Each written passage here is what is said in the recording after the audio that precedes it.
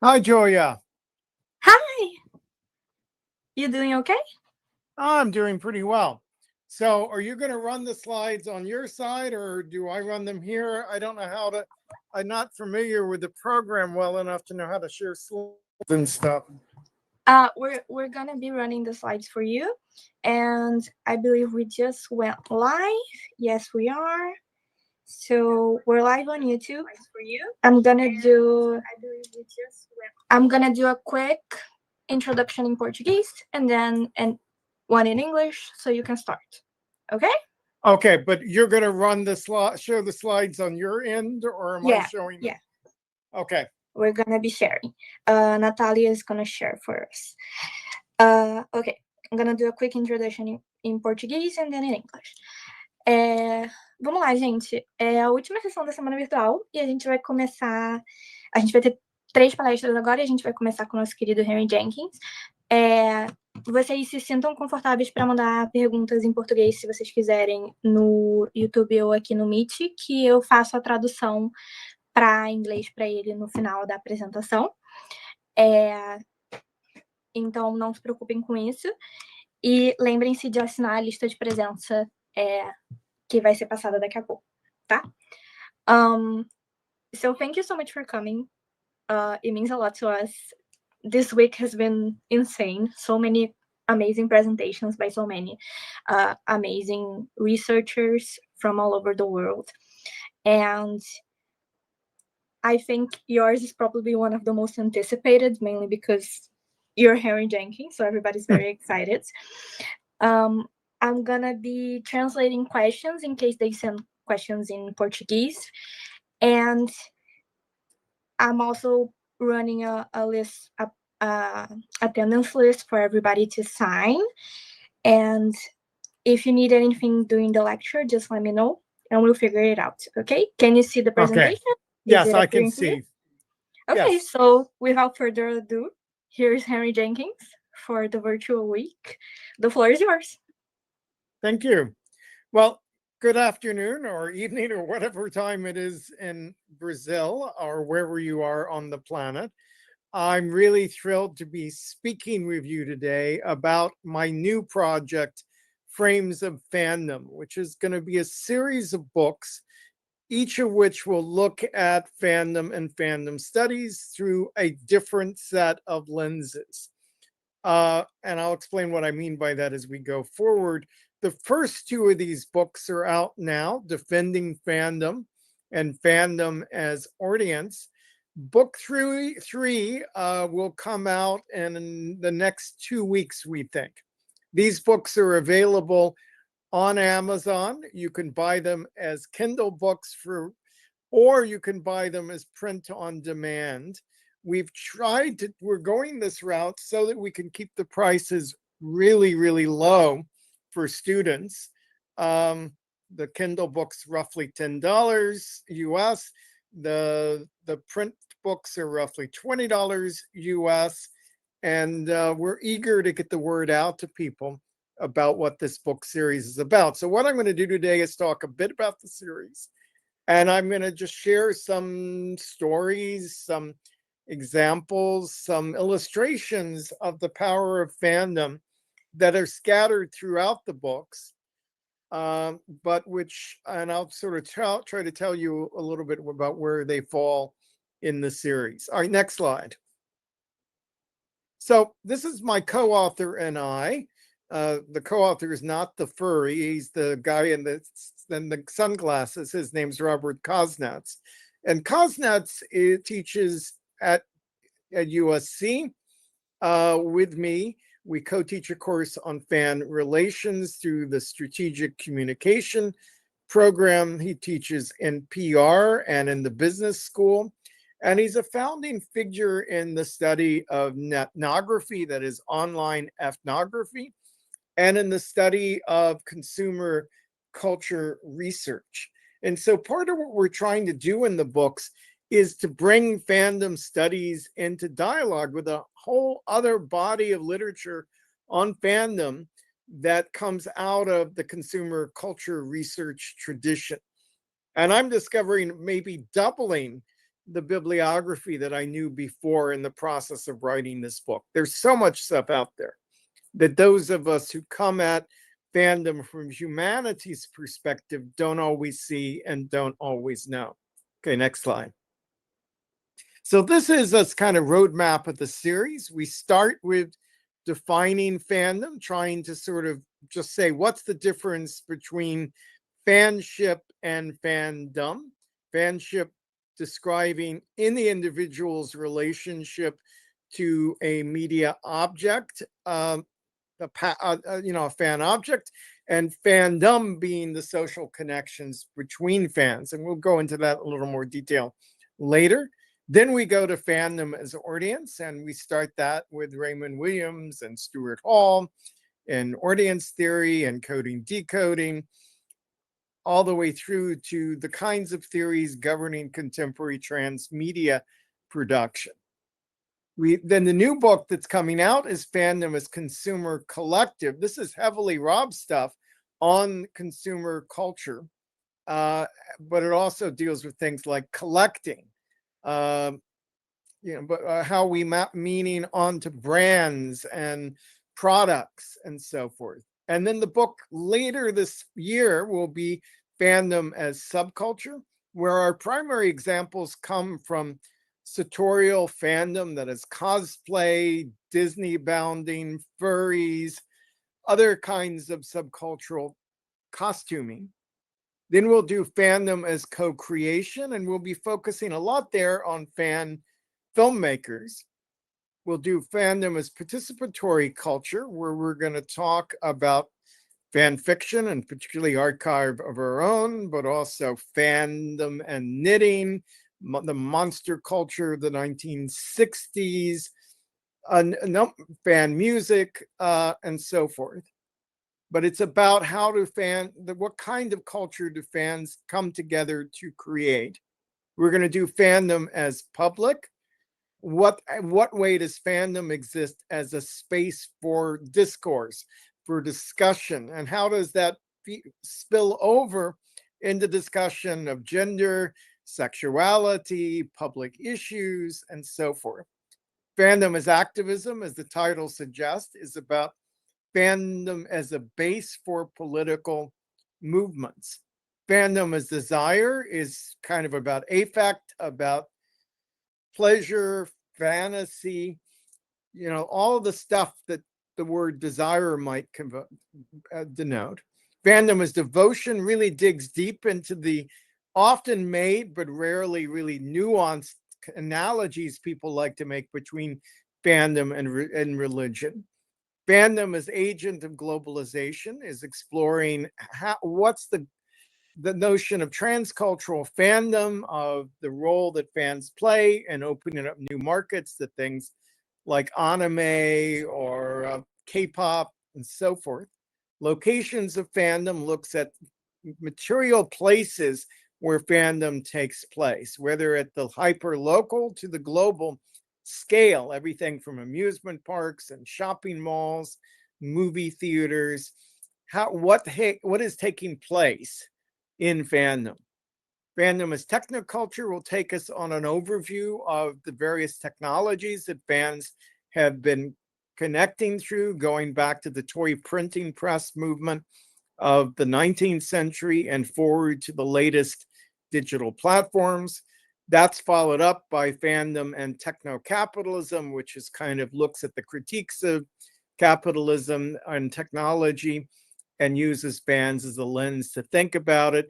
And then fandom relations will bring all of that together and lay out some basic ideas about how can companies or brands, media producers connect with their fans in ways that are helpful rather than harmful. And I think that's, people have said, well, you're working with someone from the business school. Does that mean you're trying to teach people how to exploit fans? And no, I think what we're trying to teach them is above all do no harm, and to sort of criticize the ways that have failed in the past at these connections between producers, brands, and fans, and what we think some maybe more constructive ways that might happen. What do we wish the powers that be understood about fandom is really the goal. Sort of developing those principles is the goal of the series as a whole. All right, next. So coming out of this idea of ACA fandom, which is a term I coined many years ago, this idea that we are both fans and academics, and we write from a perspective somewhere in between, both Rob and I are very committed to using autoethnography as one of a number of methodologies running through the books. So the books are full of our own personal stories and about our fandoms, our relations to fan objects from childhood forward. And this is a picture of me, probably 9, 10. These are what action figures look like in the late 60s, early 70s. They're called Sokies. And Bubble Bath comes in Sokies, but they represent cartoon characters that once you empty the bubble bath, then they become toys you can play around with. They don't have many points of articulation, other than the fact you can screw on their on off their heads. But if you look there at one of the far left side, that's Felix the cat's head on Smokey the bear's body. And it's just the ways we still were transformative in our relationship to our fan objects.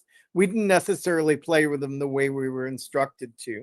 We could mix and match elements of multiple stories. And that's part of what it was to be a fan a young fan in that period. Next slide. I also, I grew up in the 1960s at a moment when monster movies were really the fad. Many of the films that had been made in the 30s and 40s were being released on television for the first time. Their famous Monsters of Magazine. Magazine was created by Forrest K. Ackerman, who had been one of the early science fiction fans, and he publicized fan projects like fan modeling, fan makeup, fan costumes, haunted houses that fans made. So this is my 13th birthday party and my friends. And you can see, even though the party was in June, we all dressed up like monsters. It's not a Halloween party, it's a monster party. All right, next slide. Here's me much more recently. I talk a bit in the books about learning to be a K-pop fan. And this is me in Ningbo, China, 2 summers ago with my G-Idol light stick and my G-Idol t-shirt, as I'm taking lessons really and how to how to support my idols from this young Chinese girl. Okay, next slide. One of the things in the newest books, the Consumer Collective book that's coming out, is we look at Christmas trees as an expression of fan identity. That is, as the religious significance of the Christmas tree seems to recede or seems to be less uniform across the culture, what we're seeing is more and more our trees become an autobiography of the things that matter to us. They're like what so one scholar calls a mattering map. And so these are just some of the ornaments that are on my tree. You can see there Game of Thrones, Good Omens, Disney's Haunted Mansion, Maleficent, Mickey Mouse, all kinds of different artifacts there of different fan objects. It's a small sample of the stories. And if you see there, Varsity, that's a hot dog restaurant in Atlanta where I grew up, but I'm a big fan of Varsity hot dogs. So this is part of our discussion of collecting and how the things we collect become ways of mapping who we are, where we've been, the things that matter to us. Next slide. But as we think about branding and fandom, we can also think about entrepreneurship from the smallest levels on up. These are some fan entrepreneurs around anime that I saw at a mall in Shanghai, and we can sort of see the ways they have created their own personal brand, have made objects to sell, and this is itself a kind of grassroots entrepreneurship that is very much part of the experience of fans around the world. In this case, they rent a table at the local mall. They're out to sell their stuff to other fans. This is a mall that has become a central hub for fandom in Shanghai. What's happening in Shanghai right now is that brick and mortar stores enjoy fewer customers than before. The mall is eager to draw new customers in, and so they've made peace with fans, and they have become large-scale hangouts for fans. You can come after school and see hundreds of kids in cosplay after the average school day, wandering the mall together and engaging in a range of fanish activities. Every day they're out there. Next slide. One of the examples in the Consumer Collective book has to do with a kind of the overlap between brand enthusiasts and media fans. This Quisp and Quake are two cereals that were made by Quaker Oats in the late 60s, early 1970s, that have gradually drifted off the market. And a group of fans online who were passionate about these brands have been raging a campaign to get them put back into production. And Quaker Oats briefly produced some boxes for them. They also have found that some markets still have cereal for sale, and so they go online and sell them to people who are really passionate about it. The interesting thing here is we can say this is a brand fandom, but these characters were created by Jay Ward, the animation company that created Rocky and Bullwinkle, and they're voiced by Dawes Butler, the voice actor who did a lot of the voices for Hanna-Barbera, including things like Huckleberry Hound and Quick Draw McGraw. So we could say that the passion for it is shaped by fan love of Saturday morning cartoons of the kinds that I grew up with, but also by passionate consumers of the brand Quaker Oats brands. And this is an example where brandom and fandom come together. Okay, next slide. This is a guy, Matthew Schifrin, who is blind and a Lego enthusiast. And again, we can sort of say Lego is a manufacturing company. So to be an enthusiast of Lego is to be a product enthusiast. But increasingly, Lego is also a media company. And I'll try to illustrate that over the next couple of slides. So Matthew loves Legos, but he was frustrated by the fact that the instructions for the Lego kits did not come in Braille or audio format. So he got a friend to retype them in Braille, and he began a website called Lego for the Blind, where you could download instructions for your favorite kit in Braille, so that blind people in your life might be able to build with Legos, which are otherwise very accessible to them. All right, next. But he got, okay, go back. So he got his site became so popular that Lego got word of it. They flew him out to Scandinavia. They met with him, and they announced they would begin manufacturing Braille instructions for all of their kits from that point forward. So he was able, as a fan with a solid following online, to change the policies of the Lego company. Now, Lego has its own fan conventions that are grassroots conventions like any other con. BrickCon here in Seattle is one example of a Lego convention, and people go there, they issue challenges, they have competitions, they could judge each other's work. It's a very important community which had developed its own fan practices.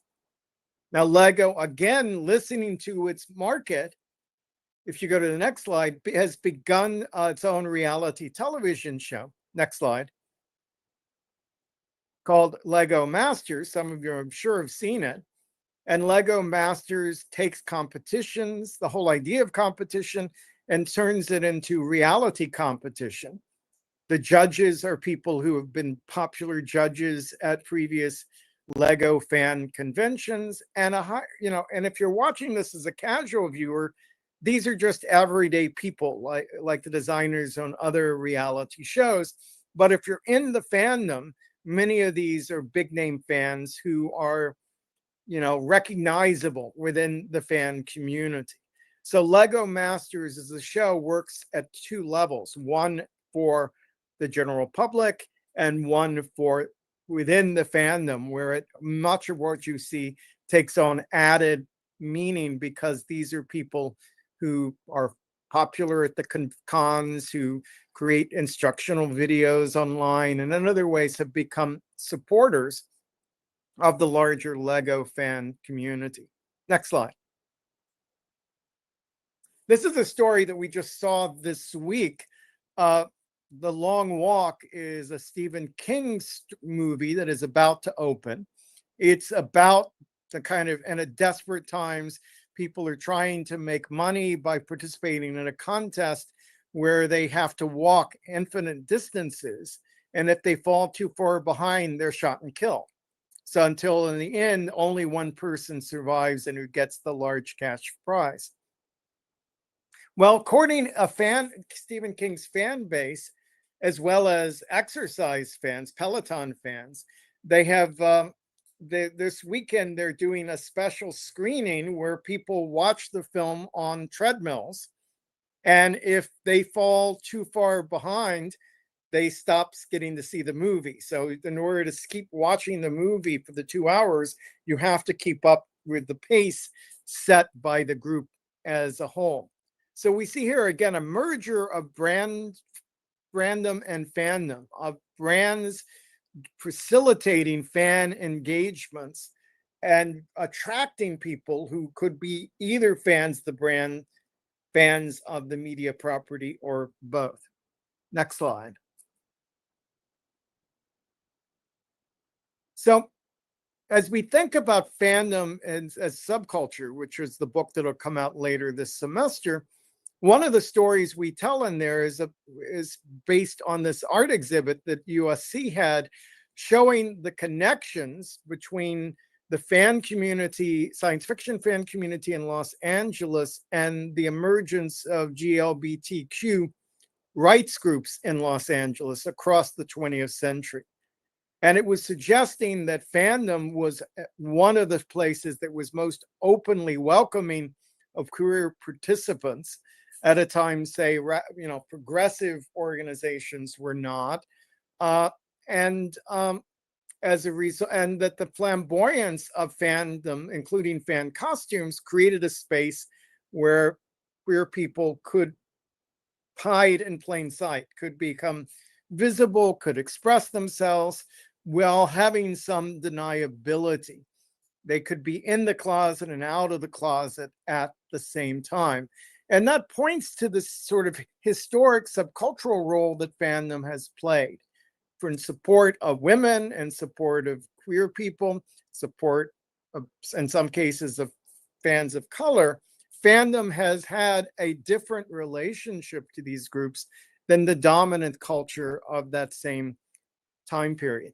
This costume, this represents the costumes from Things to Come, an H.G. Wells film of the late 30s. And it was made by Forrest K. Ackerman, the editor of that famous Monsters Filmland magazine that I mentioned a little while ago. Next slide. One of the stories we're paying attention to in the subculture book is the phenomenon of Disney bounding. So Disney in the US has been pretty strict rules about adults not wearing costumes to Disneyland and Disney World and the other theme parks. We can sort of understand the liability issues if someone dressed like Mickey Mouse lured a kid away and did something inappropriate with them. They would want to be able to say they did everything they could to make sure that only authorized people, park employees would dress in that way.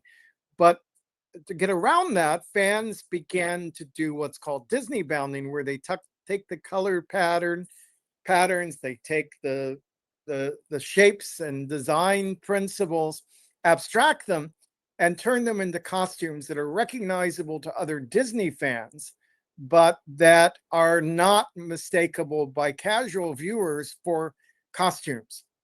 And this is an image from a video about a woman named Tiffany. This video was produced by the Disney Corporation because even though the practice started as a way of getting around some of their restrictions, it has become something that Disney now actively promotes.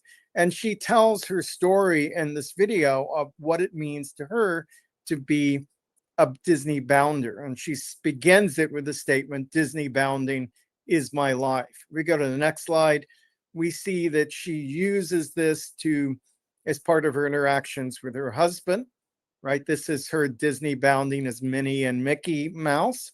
And the next slide. And she also used it to get together with other Black fans in the Southern California area to dress like the muses from Hercules as a kind of sign of racial solidarity. Just two of the many things she tells us in this video about the functions this kind of identity marker of being a Disney bounder plays in her life. Next slide.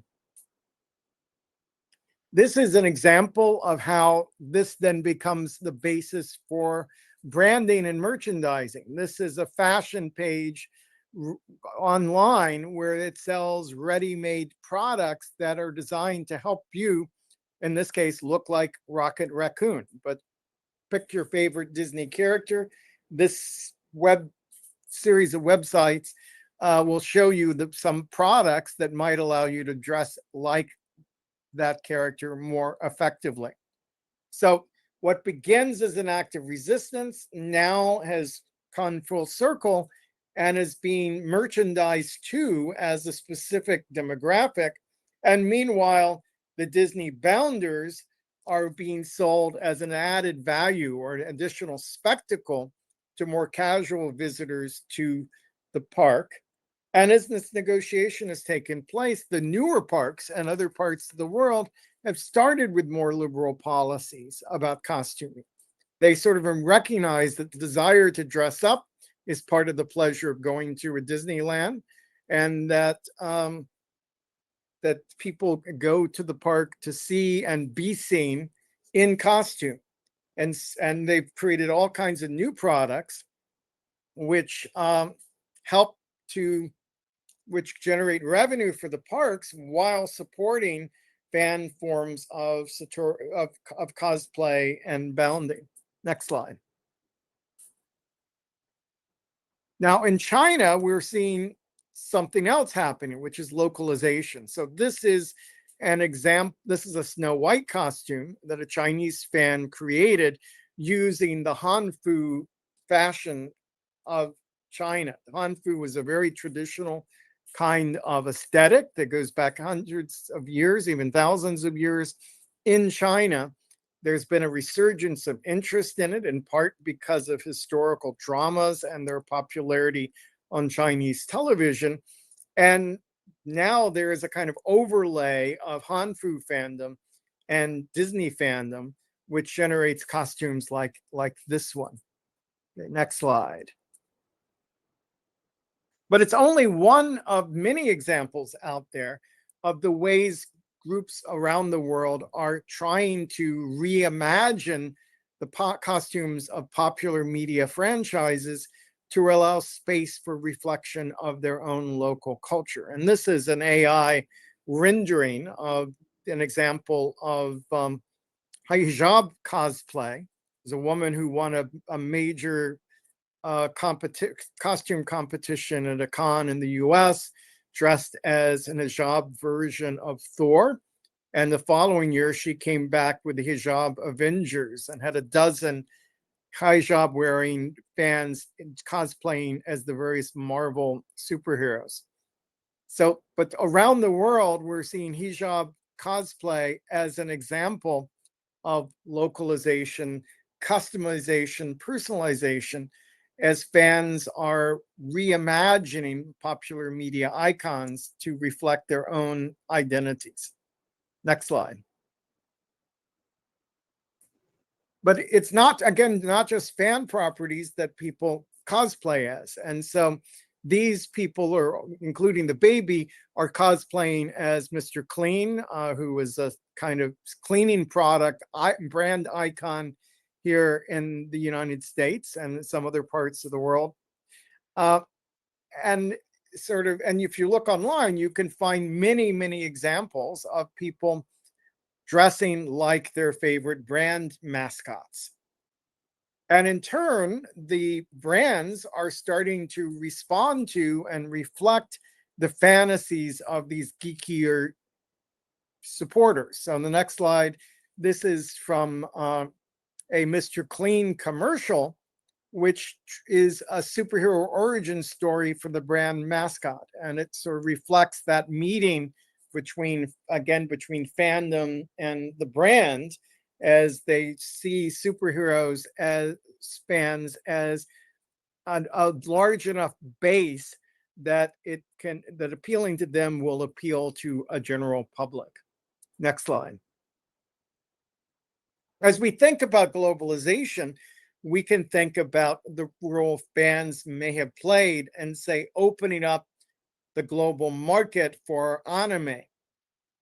In the United States, that story would have started with American GIs stationed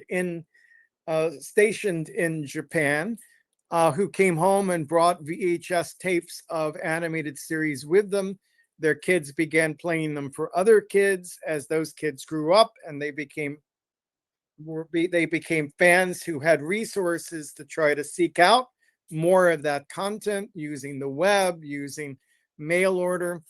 And these fans then tested the market, helped to identify which of the anime series did best in the United States, helped to promote those series to other people, helped to educate people about why these were cool things to pay attention to. And they also often were the people who started the first shops that sold anime and manga in the American market. And this has grown up to the scale where you have massive anime cons at places like the LA Convention Center. You have online services like Crunchyroll. Anime has become huge business, not just in the US, but around the world. In America, for a period of time, manga outsold American comics 6-1 in the US market. It was the only international media content that beat domestic media content in the United States at that point in time. Pretty remarkable success story that emerged because of the power of fandom to self-organize, to self-educate, and to get access to the media that matters to it. Next slide. So now we might add on top of the anime story, the K-pop story, right? Which again, K-pop is thriving right now around the world. It does very well in the US. And this movie, K-pop Demon Hunters, has been the most successful movie in Netflix history. And the girl group represented in the film is now the first girl group since Destiny's Child to make it to the #1 slot on the Billboard 100. So, and we saw that when they brought the film from Netflix back into theaters for the first time, it was the top money earner in the US that weekend. So the huge success of K-pop Demon Hunters suggests the kind of globalizing impact that fandom has had on what media content we consume. Netflix is reporting now that 50% of all Netflix subscribers worldwide consume at least some anime. And in the US, something like 40% of Netflix users watch, or 40% of all Netflix content consumed in the US is non-English language, a large chunk of which comes through various fan affiliations. Next slide. So that brings us back to this question of what is a fan and what is fanship, right? So, excuse me, I've got a. So this chart, this is one of the charts from the Defining Fandom book. We show that a fan is a person who has a passionate engagement with a fan object. If the relationship just runs between the person and the object, we're calling that fanship. If we go to the next slide, whereas fandom has to do with the social connections between fans and their shared objects. So the sort of reciprocal relations between fans moves it into a social sphere that may be more or less formally organized, but reflects the desire for social connection with other people who share your taste. Now, that's to present it that way is to present it as a binary, right?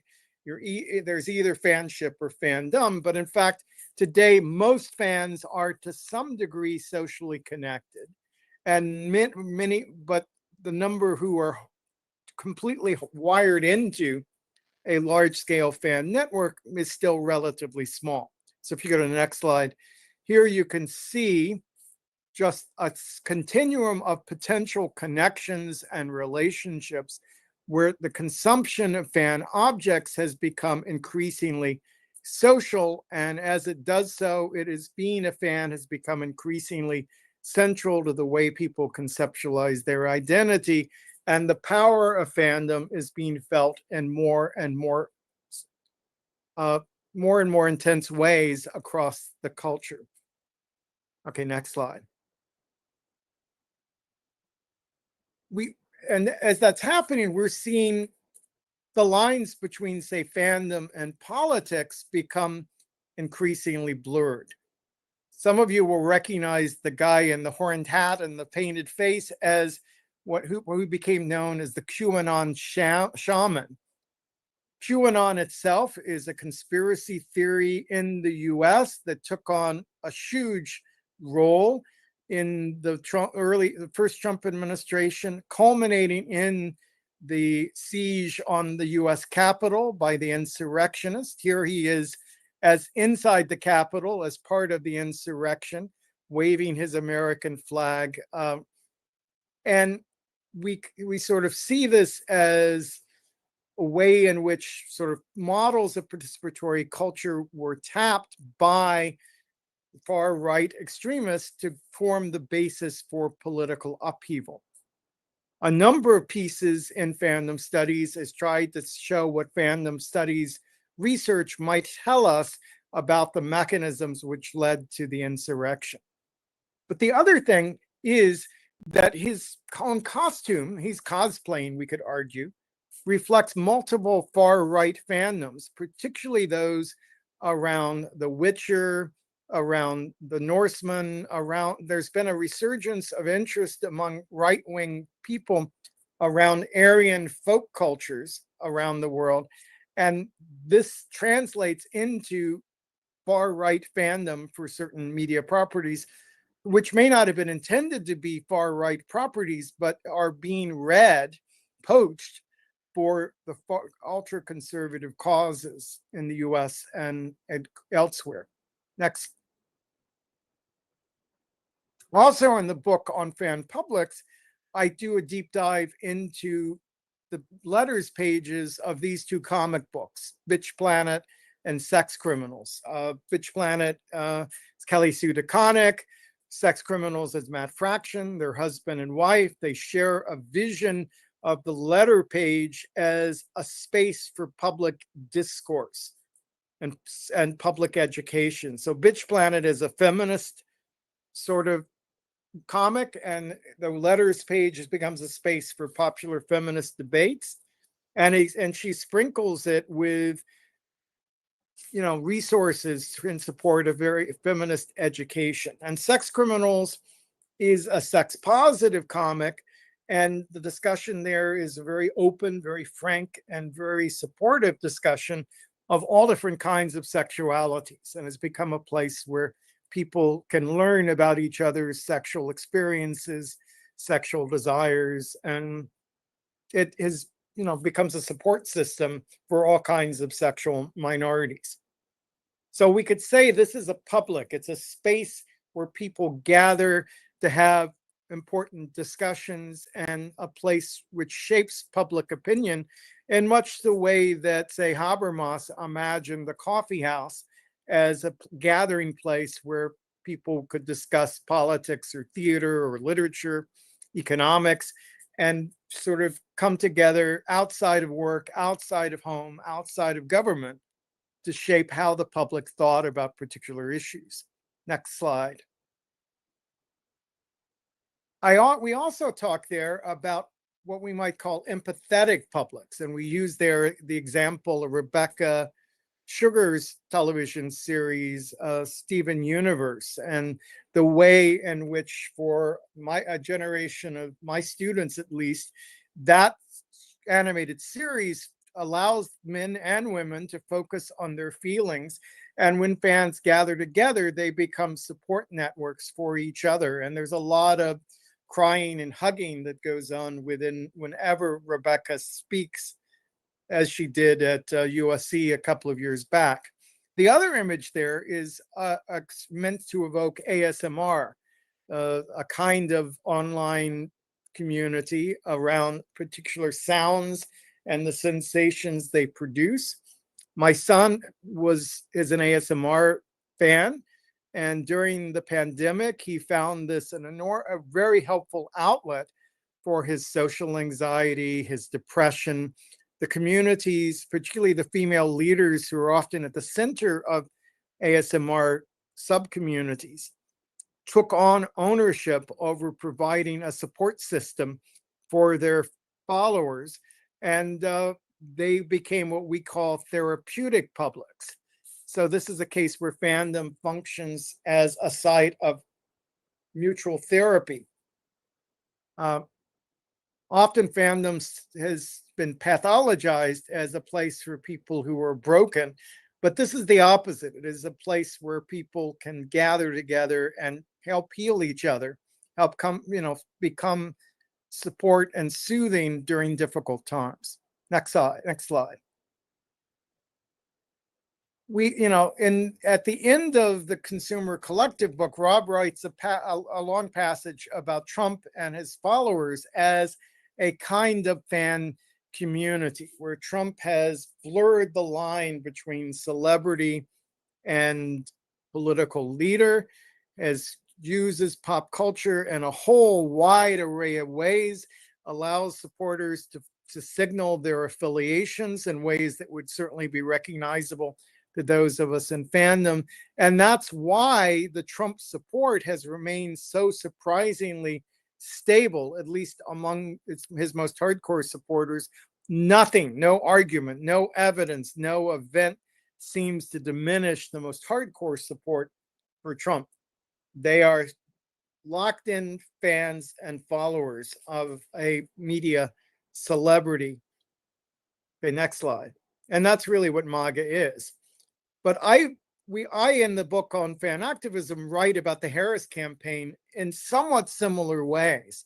I fell in with a group called itself Childless Catwomen for Democracy.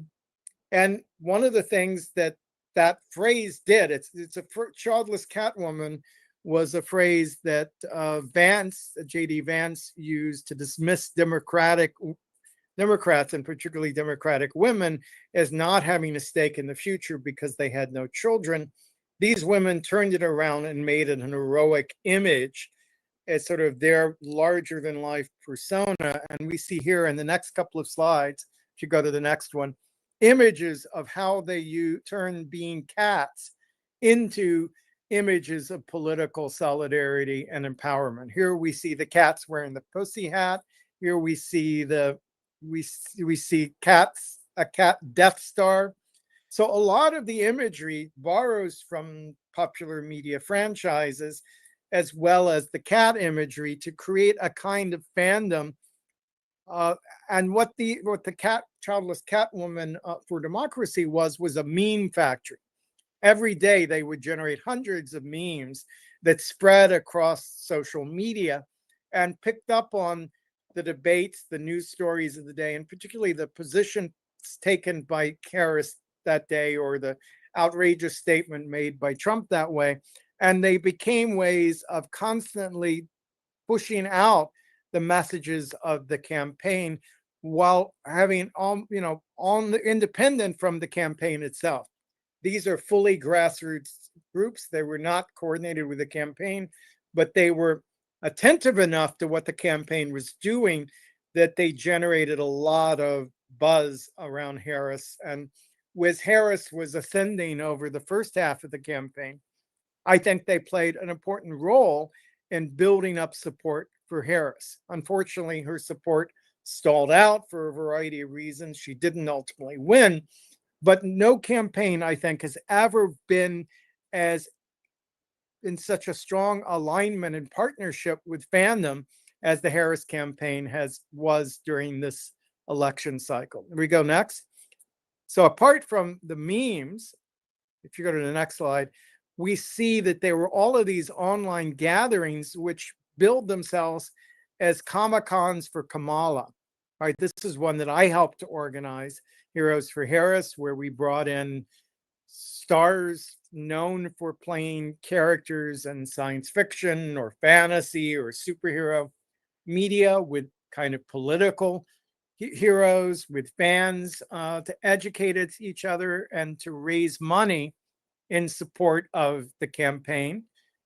Next slide. This is the Swifties for Harris, which are very different fan constituency, but nevertheless functions in much the same way. And there were dozens of these online events tied to specific fandoms that were trying to rally support behind the Democratic presidential candidate in the 2024 election. Next slide. Here we see two kinds of fans, icons, doing battle with each other. We see Pepe the Frog, who has emerged and was appropriated by the alt-right as a political symbol, and he is battling Gritty. Gritty is the symbol of the Philadelphia Flyers hockey team that was taken up by the anti-fascist or Antifa movement as their political icons. So we see sort of Gritty doing battle with Pepe for the heart and soul of the American public. Next. This is, of course, not unique to the United States. I'd love to hear stories about what's happening where you live, but maybe the biggest success story of fan activism on a national scale so far was the light stick revolution in South Korea last year, where women took aim at the sitting president of Korea and used K-pop songs as anthems. The light stick became kind of a symbol of their resistance, and they were ultimately able to topple him from power. And if we go to the next slide, this is what's happening today in Indonesia, where the straw hat pirate flag from One Piece, specifically the version from Netflix live action One Piece, has emerged in the streets of Jakarta as a symbol of popular resistance to the leadership of Indonesia. And the government is threatening to ban One Piece in Indonesia because this has proven to be so effective. Now, in the work I've been doing through the years about fan activism, we talk about cultural acupuncture. That is, one of the tactics is to attach yourself to some symbol in the culture that has wide visibility. Not who waves a One Piece flag is necessarily a One Piece fan or an anime fan. They simply recognize the flag as being what it stands for. They find it a playful and fun way to organize around. And as a result, that recognition leads them to support the movement that it stands for. Well, I, in the last 2 weeks, have been called half a dozen times by reporters around the world who want my thoughts on the One Piece flag. Now, Indonesian politics is not exactly something American media normally would cover very much. But once you put One Piece in the middle of it, the news media wants to understand why, and they reach out and publicize it. It creates visibility behind the movement. And that's part of what's taking place, that we're seeing worldwide. Young people are conducting political organizing using vernacular drawn from pop culture, whether it's wizards from Harry Potter, zombies, superheroes, pirates, what have you. These fantasy images that tap the energies and infrastructures we've unleashed as fans become the basis for political change. And that's, I think, just one of many examples of the increased power culturally, politically, economically of fandom in the world today. Last slide, and then I'll open it up for some questions. So these are the next two books coming out. Fandom is Consumer Collective will be out sometime in September, possibly as early as the end of next week. And Fandom is Subculture, I'd predict late November, early December at the rate we're currently going. And it's over the next 2 years, we expect to get all 15 of the books out so that they become resources for those of you who want to understand fandom better, whether you're fan scholars or fans yourself or people in the industry who want to understand fandom better. These books are intended to be accessible guides for some of the key issues I've touched on here, and far beyond. So with that, I end my formal remarks and see what questions we may have out there. Okay, so first of all, everybody's so excited for the series of books. We're gossiping about it a lot, and everybody's excited because it's going to provide a reference base for research, especially for scholars who are not familiar with the fandom. The fan studies community, I think it's going to be very helpful for us. So I'm taking a look here at YouTube, and you guys can send in as many questions. Podem mandar pergunta, galera, pro Jenkins. They've been mentioning quite a few fandoms in here. I'm gonna start off the questions with one of my own. How do you feel about media archaeology? Because we've been thinking, I've been taking a look at the concept for my master's, and it's very interesting how there's this idea of imaginary media and rediscovering the past and using ideas from the past in the modern world. How do you feel like that can connect with like collection and fandom?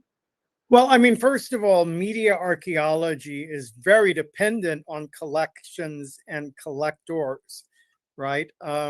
One of the leading authorities in the world lives in LA. I've been out to his study, which has hundreds of media devices from the 19th century that he's collected using eBay and other sort of exchange sites, negotiating with collectors and bringing them together to the university to become a research collection.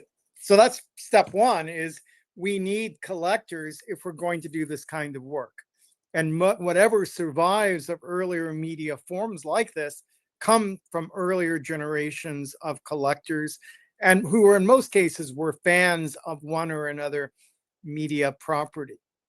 I think they allow us to reconstruct the history of fandom would be one use of media archaeology. And running through the books, we have a lot of examples of historical research on fandom going back, hundreds of years that help us to better construct our own history, our own past as fans, and hopefully shed some light on what fandom is today.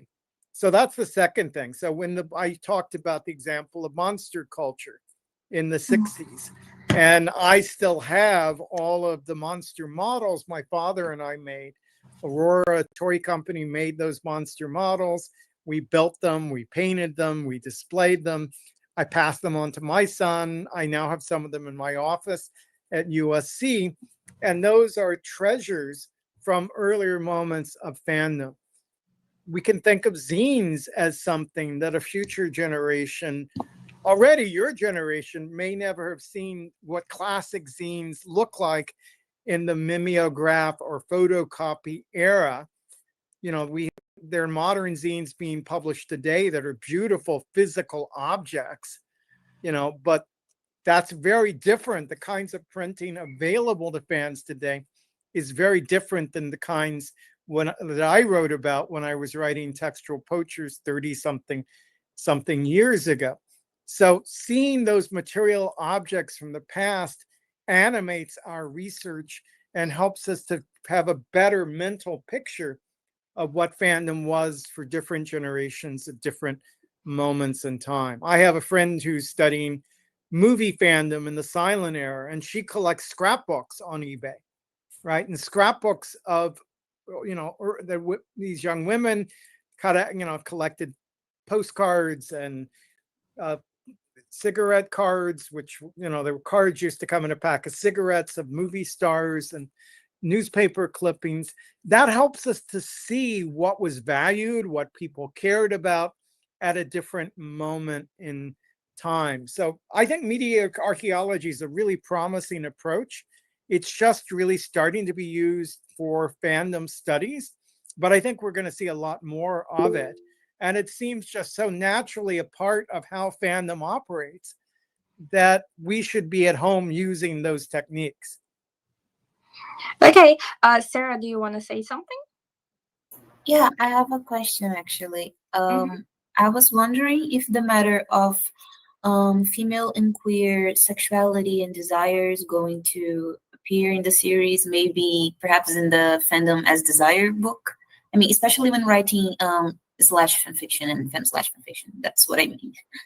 Yeah, so Archive of Our Own makes its first appearance in the book on participatory culture, where we look at the mechanisms by which Archive of Our Own encourages participation, and so forth. Then we get to, in the Fan Publics, I write about fan feminism. And this has been a longstanding debate in fandom studies. That first generation of us, Constance Penley, Camille Bacon-Smith, and I had some back and forth about whether we could say that fandom was a feminist practice or not. And many fans that we were interviewing were saying they didn't see themselves as feminists because their vision of feminism was the anti-porn feminism, which was dominant in American feminism in the late 80s, early 90s.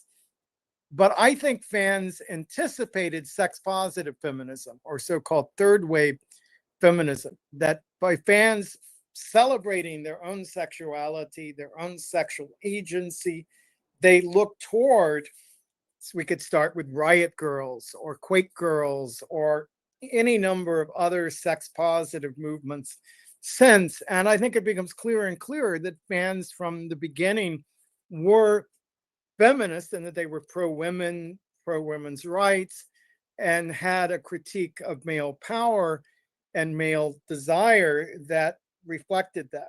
Then when we get to the book on fandom as desire, that's where we get into the question of fantasy and sexuality. I come back to the debates about pornography, and where I think porn was read very literally, right? The phrase porn is the theory, rape is the practice, was a very literalized reading of what pornography was. But much of the research on sexual fantasy suggests we imagine things, we fantasize about things we would not actually like to do or have happen to us, that we can fantasize about a sexuality other than our own. And so thinking about fan erotic writing as a space where of communication across desires, it's not, it's more and more clear there are plenty of queer women who write these stories, plenty of asexual women writing these stories, so forth. But it creates a space where shared bodies can be used to communicate different sexual identities, experiences, and fantasies with each other. And that's a very powerful thing that I think enables the sex positive feminism that has come out of fandom to really take root. Okay, we have just two quick questions, and then Jill can do her presentation. They're asking on YouTube, first of all, if you have any advice on for young researchers studying fandom today, and somebody wants to know if you're doing any research that might involve AI and algorithms today, because it's a relevant topic, so people Sure. want to know. So those are the two last questions I have here. Well, I think I can connect those two things together. My piece of advice to younger fan scholars is start where you live. Start with a fandom you know something about, but ask larger questions that speak beyond that fandom. Mm-hmm. That is part of what's allowed fandom studies to get dismissed often has been it seems preoccupied with the same questions the fan community itself is preoccupied with. And so it becomes kind of narrow and insular. Whereas we want to continually define new ways of connecting fandom studies to broader fields in communication, broader fields in the humanities. I think almost any question or any disciplinary context can be discussed through fandom, and we can come up with new insights about it, and fandom studies tools can be applied. I mentioned the way the QAnon conspiracy has been and the Washington insurrection has been looked at through the lens of fandom studies, and that's a great example. It's not that it's a fandom per se, but that it operates in many ways like a fandom and uses tactics similar to fandom. So the things we've learned as fan scholars can help us understand it. And the more we cross over into debates that are already shaping the disciplines we operate in, the less insular fandom studies becomes and the bigger impact our work has, especially as you're trying to build visibility at the beginning of your career. Now, AI runs through the books also, including we're designing our own covers using AI. There are places where we don't feel secure in our fair use rights on images. So we're creating new images using AI, but instructed on images that are out there so that we can create something that is not evidence, it's an illustration of larger processes. My own view on AI is complicated. I know there are plenty of fan artists that are sharply opposed to it because often their work online gets used as a training ground for AI, visual generative AI. But I also think it gives us, broadens outward who can communicate through images, allowing lots of people who could not before use visualization to express themselves in new ways. And that's what excites me the most about something like Midjourney, right? And so there's a place where I write about fan art and fan video production that's using AI to create new images that fans would not have been able to create before, and that are expressing ideas that are maybe not would have been inexpressible before. So I think we have to recognize that it's a mixed bag. We have ambivalences about it, but I don't want to foreclose the new opportunities it's creating, which we, and because we want to put a genie back in a bottle that is never going to go back. And so we want to be sharp critics of exploitative use of, of our fan art for training AI. And we want to encourage fan artists to use these tools to appropriate and remix the culture, much the way fans have always remixed culture. Yeah, I wanted to correct something. Hita, who made the question about advice you would give for research, somebody studying a specific fandom, she was trying to ask if you still believe that studying a single fandom has value, as in if I believe what she's trying to ask is if a specific fandom is doing a more specific take in a specific fandom still can help a general view, perhaps. Yes, absolutely. Absolutely. I mean, I have found that's how the range of topics I write about in fandom studies grows, is making a discovery within a specific fandom of a set of issues or set of practices that are emerging that really capture my imagination. And then theorize, and then looking for tools to theorize and explain them, which brings me into contact with a broader range of ideas in the humanities that I bring to bear on that fandom. And as I develop it, then to speculate or even develop, look elsewhere for parallel cases, speculate about where this might be leading, connect it to larger debates in the field, and so forth. So always ground yourself in the specifics. Always start with something that captures your attention that you want to write about, but always also be aware of the bigger picture it operates within, because that's the way the academy works. You've got to connect what you care about to something the field cares about in order for your work to have real impact. I want to thank you for participating. I think these types of events are still very new in our community here in Brazil, so it means a lot that people like you are taking the time to participate. Honestly, the students have so many questions. I think we would never have the time to answer them all, but maybe I can email them to you later on. Yeah, email and I'll try to answer some more. And I'm trying to find a way to get down there before a whole lot longer, so I could spend some time with you guys, because I so value what you guys are doing there. And we've so welcomed those of you who've been coming to our meetings of the transcultural fandom research networks. And if you know other people who would like to come, please come to Brazil. Yes, let's keep working on those connections. Yeah, we have a new base at a new university, a federal university, who's we're trying to get a couple grants and get some money to help the students and the research. So we're expanding, and we're gonna have a new place now where we can have you.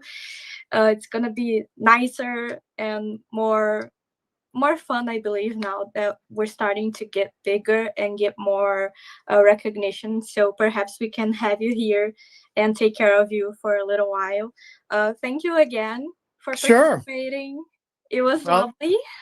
Lovely also. So I will bow out, but it's great to spend some time together today. Thank you so much. Okay, so I'm gonna be presenting Jill. I'm gonna do a quick presentation for you in Portuguese, and then I'll let you take the stage, okay? Are you ready? Yes, I am. Can you hear me? Yeah, we can. Okay, perfect. Ok, gente, a gente vai ter agora a palestra da Jill Trumata. Ela é uma aluna da Siobhan Flynn, e ela demonstrou interesse em participar, assim. A Siobhan mandou um e-mail para mim e falou, pô, eu tenho uma aluna que tá muito interessada e tal, então foi muito legal que ela teve vontade de participar do negócio com a gente, né, porque é a dimensão que tá tomando o projeto. Mesma coisa funciona aqui. Mandem as perguntas em português se vocês quiserem. Eu vou tentar traduzir. Podem fazer que nem a Rita. Se eu falar alguma coisa errada, só me corrige, que eu repito a pergunta. Eu sei que a gente está um pouquinho atrasado, mas é natural, né? Porque a gente tinha o Jenkins aqui, né? Então ninguém quer cortar o Jenkins. Então, ok, eu vou apresentar ela. Jill, welcome. Thank you so much for coming. We are live on YouTube. And I'm going to be receiving questions and comments in Portuguese and in English, and I'm going to do my best to translate and mediate the conversation. I believe you do have your presentation to Yes, I do. share. So without further ado, here is Hyperrealism and Capitalism through the After franchise, which I'm very excited to watch. By Okay. Jill Trumata, is that how you say it? Yes, Jill So, Trumata. by Jill Trumata. The stage is yours. Okay. Can you see this? Are you able to see this? Yeah, we can see Okay. it. Okay, perfect. So yes, this is Hyperrealism and Capitalism through the After franchise. Before I get started, I want to kind of introduce myself since I'm not a big scholar or anything. How do I, is my page is like weird. Okay, let's see. Okay, so about me and my project, my name is Jillian K. Trumata. I go by Jill. I am from Toronto, Canada. I'm a second-year undergraduate student at the University of Toronto studying political science and sociology with a minor in book and media studies.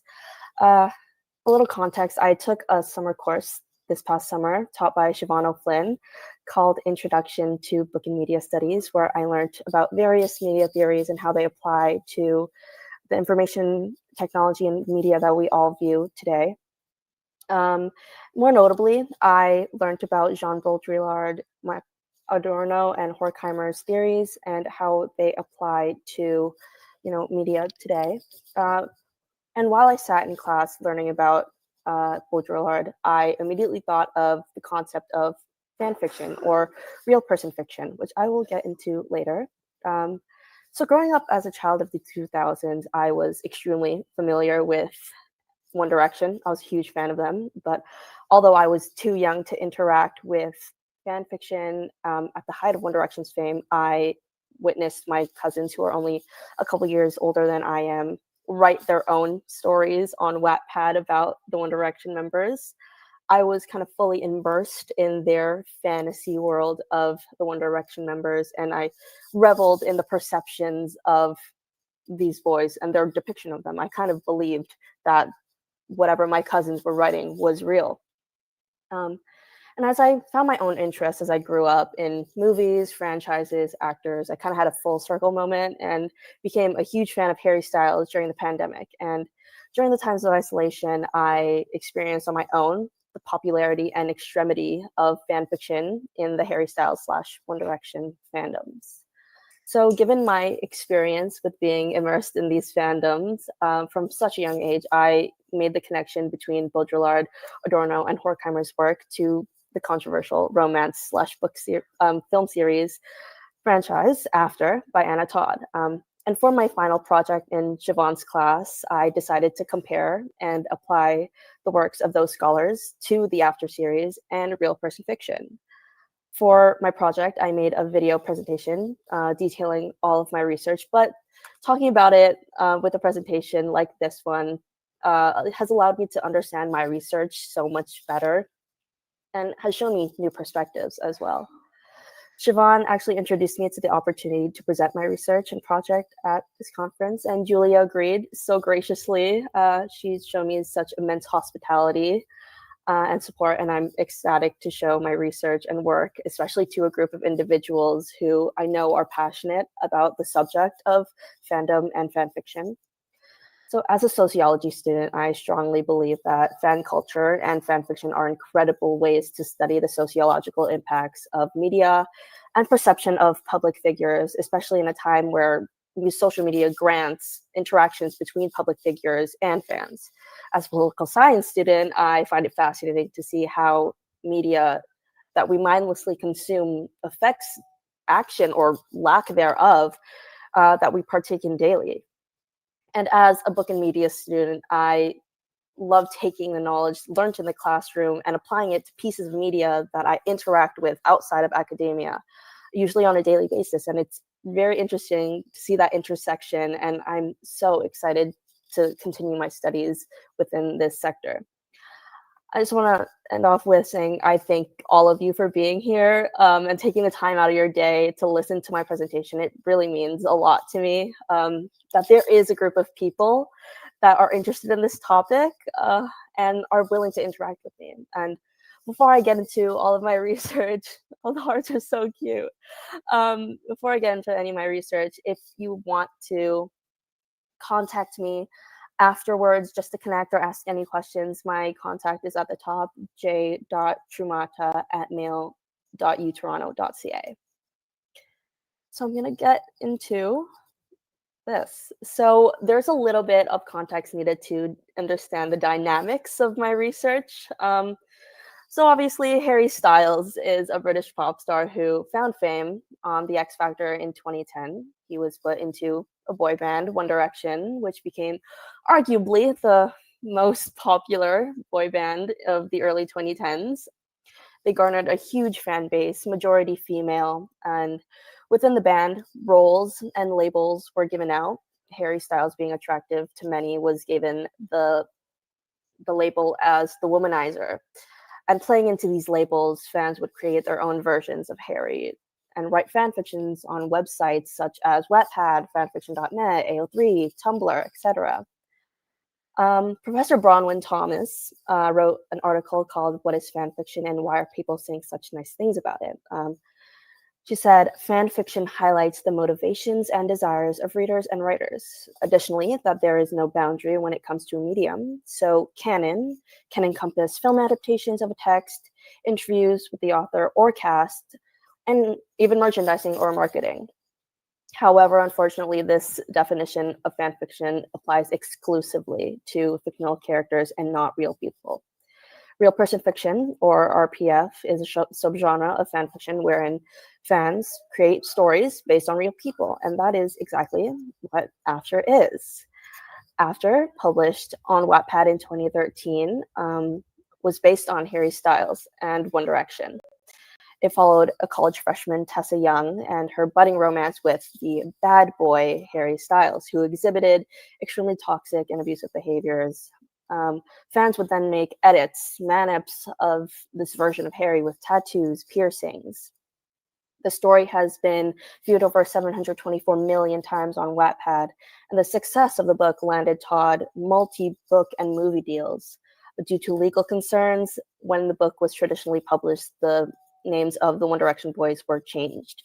Harry Styles became Hard as Scott. Their first movie was created in 2019, and then 4 more after that. Today, the trope of the bad boy, dangerous Harry Styles is still extremely popular. Another fan fiction about Harry Styles, or One Direction on Wattpad, Duplicity, has reached over 100 million views. Harry Styles, portrayed as the bad boy in fan fiction, has been an idea used for over a decade. So, now that I've gone through the origins of the story and context, let's get into my research. To start, here's a little bit about Jean Baudrillard and simulacra and simulation. Jean Baudrillard was a French philosopher and sociologist who was associated with postmodern and post-structuralist theory, as well as post-cultural studies. Postmodernist theory essentially consists of an experimental form of art that breaks tradition within the norm. Modernism shifts from the mainstream to break traditional forms. He was influenced by Ferdinand de Saussure and his study of semiotics. He came up with the profession of simulacra and published Simulacra and Simulation in 1981. Ferdinand de Saussure, who was a Swiss linguist, he created a basic model of semiotics. Semiology is the study of signs and their meaning in society. And this model concluded that signs are arbitrary and that different languages use different signs. Signs are the most basic form of meaning and then are broken down into 2 parts, the signifier and the signified. If you take a look at the right-hand side of the screen, you'll see a little image. So this sign would be the entire image. The signifier is the physical form of a word. So the word dog would be a form of a signifier. The signified is the mental concept of a word. So what we would picture a dog to look like. Put it all together, this is a sign. The publication of Simulacra and Simulation in 1981 takes these rules and creates the 3 orders of simulacra, also known as a procession of simulacra. So there are 3 orders within this procession. The first order is a faithful copy of the original. In this order, we understand and see that the sign is a reflection of reality. An example of this would be going to the Louvre, seeing the Mona Lisa with your own eyes. You're seeing a reflection of reality. This is the true example of the painting. The second order is a copy that distorts or masks the original. The copy is reproduced and a mask is created between reality and what is actually being perceived. An example of this would be at the bottom, you ask a relative who's gone to the Louvre, take a picture of the Mona Lisa for me. That photo is a copy that distorts or masks the original. You're not seeing the Mona Lisa for what it truly is. You're seeing a photo of it. And the third order is hyperreality. In this order, reality has been completely removed and a new idea or reality has been created. An example of this would be the Mona Lisa being turned into a meme that has gone viral on social media, or if you were to buy a t-shirt with the Mona Lisa on it. The painting is no longer what it was. It is no longer tied to its origins. It's a symbol of a joke or fashion now. Hyperreality in and of itself is a huge part of Baudrillard's work, and there are so many examples, but I feel like the most obvious one would be Disneyland or Disney World. You are essentially removed from reality when you step into this fantasy world, and when you're in it, you seem like everything around you is more desirable than what it is on the outside. So you are distanced away from reality. You are now in a hyperreal. These orders can be applied to RPF, but more specifically, Harry Styles and the After franchise. So the first order, a faithful copy of the original. Looking at these photos, we acknowledge and understand that these are photos of Harry Styles. This is who we know Harry Styles as, a British pop star. These photos would be considered a sign. These images reflect the reality of Harry Styles as we know him, a pop star. The second order is a copy that distorts or masks the original. So this would be Harry Styles as portrayed in the version of After, who is a bad boy who treats Tessa, the protagonist, terribly. She describes him as a rude, disrespectful tattoo jerk in chapter 10 of the Wattpad version of this book. So this description is of a made-up Harry, not Harry Styles. However, the original is still tied to this copy as they share the same name and image. It's a distorted version of Harry Styles and does not reflect his true character. And the last order is hyperreality. Once the After books are traditionally published, Harry Styles' name is changed to Hardin Scott. This retracts any involvement of Harry Styles, pop star, from the books. Hardin Scott is a fantasy version of Harry Styles, and this name change blurs the lines between what is the real Harry Styles and what is the fantasy Hardin Scott. This comes with commercial success, leading to multi-movie and book deals. Hardin Scott's identity is completely separate from Harry Styles, as they do not share the same image, they don't share the same name. It's a completely new individual or character that has been created to replace Harry Styles as portrayed in the After books on Wattpad. There are grave effects that come with this on Harry Styles following the publication of the books and the Orders of Simulacra. The portrayal of Harry Styles as the bad boy can lead people to believe that that is him. They can perceive him as such, which is kind of difficult to believe, but it does happen. On the Reddit page r/pop culture, a post was made detailing characters inspired by Harry Styles, wherein individuals discussed pieces of media that were evidently written about or inspired by Harry Styles. Examples included Riley's imaginary boyfriend from Inside Out, The show Happy Together, inspired by Styles' experience living with a married couple, which he actually helped produce. The book and film, The Idea of You, starring Anne Hathaway, and of course, the After franchise. Multiple points were discussed within the forum, but a thread started by Reddit user Daphnis M began a conversation about how Harry Styles is perceived due to the effects of the After series. Daphnis M stated, "I find it funny that After gave Harry this bad boy persona, meanwhile, the real Harry Styles is over there wearing skirts and sequins." This prompted a response from user star9489. And it colored the way a lot of young fans see him, which is kind of insane. So young, impressionable fans of Harry Styles who do have access to fan fiction that completely rewrites the character of Harry Styles can ultimately believe and change their perspective of who Harry Styles is as a pop singer. The character of Harry Styles in fan fiction, such as After, is more accessible and malleable to the fantasies of readers and writers than the actual person that Harry Styles is. As a result, fans begin to apply the characteristics of fan fiction versions of Harry Styles and claim that he possesses and kind of acts in accordance to the description of him in these stories or how the character is portrayed on the big screen.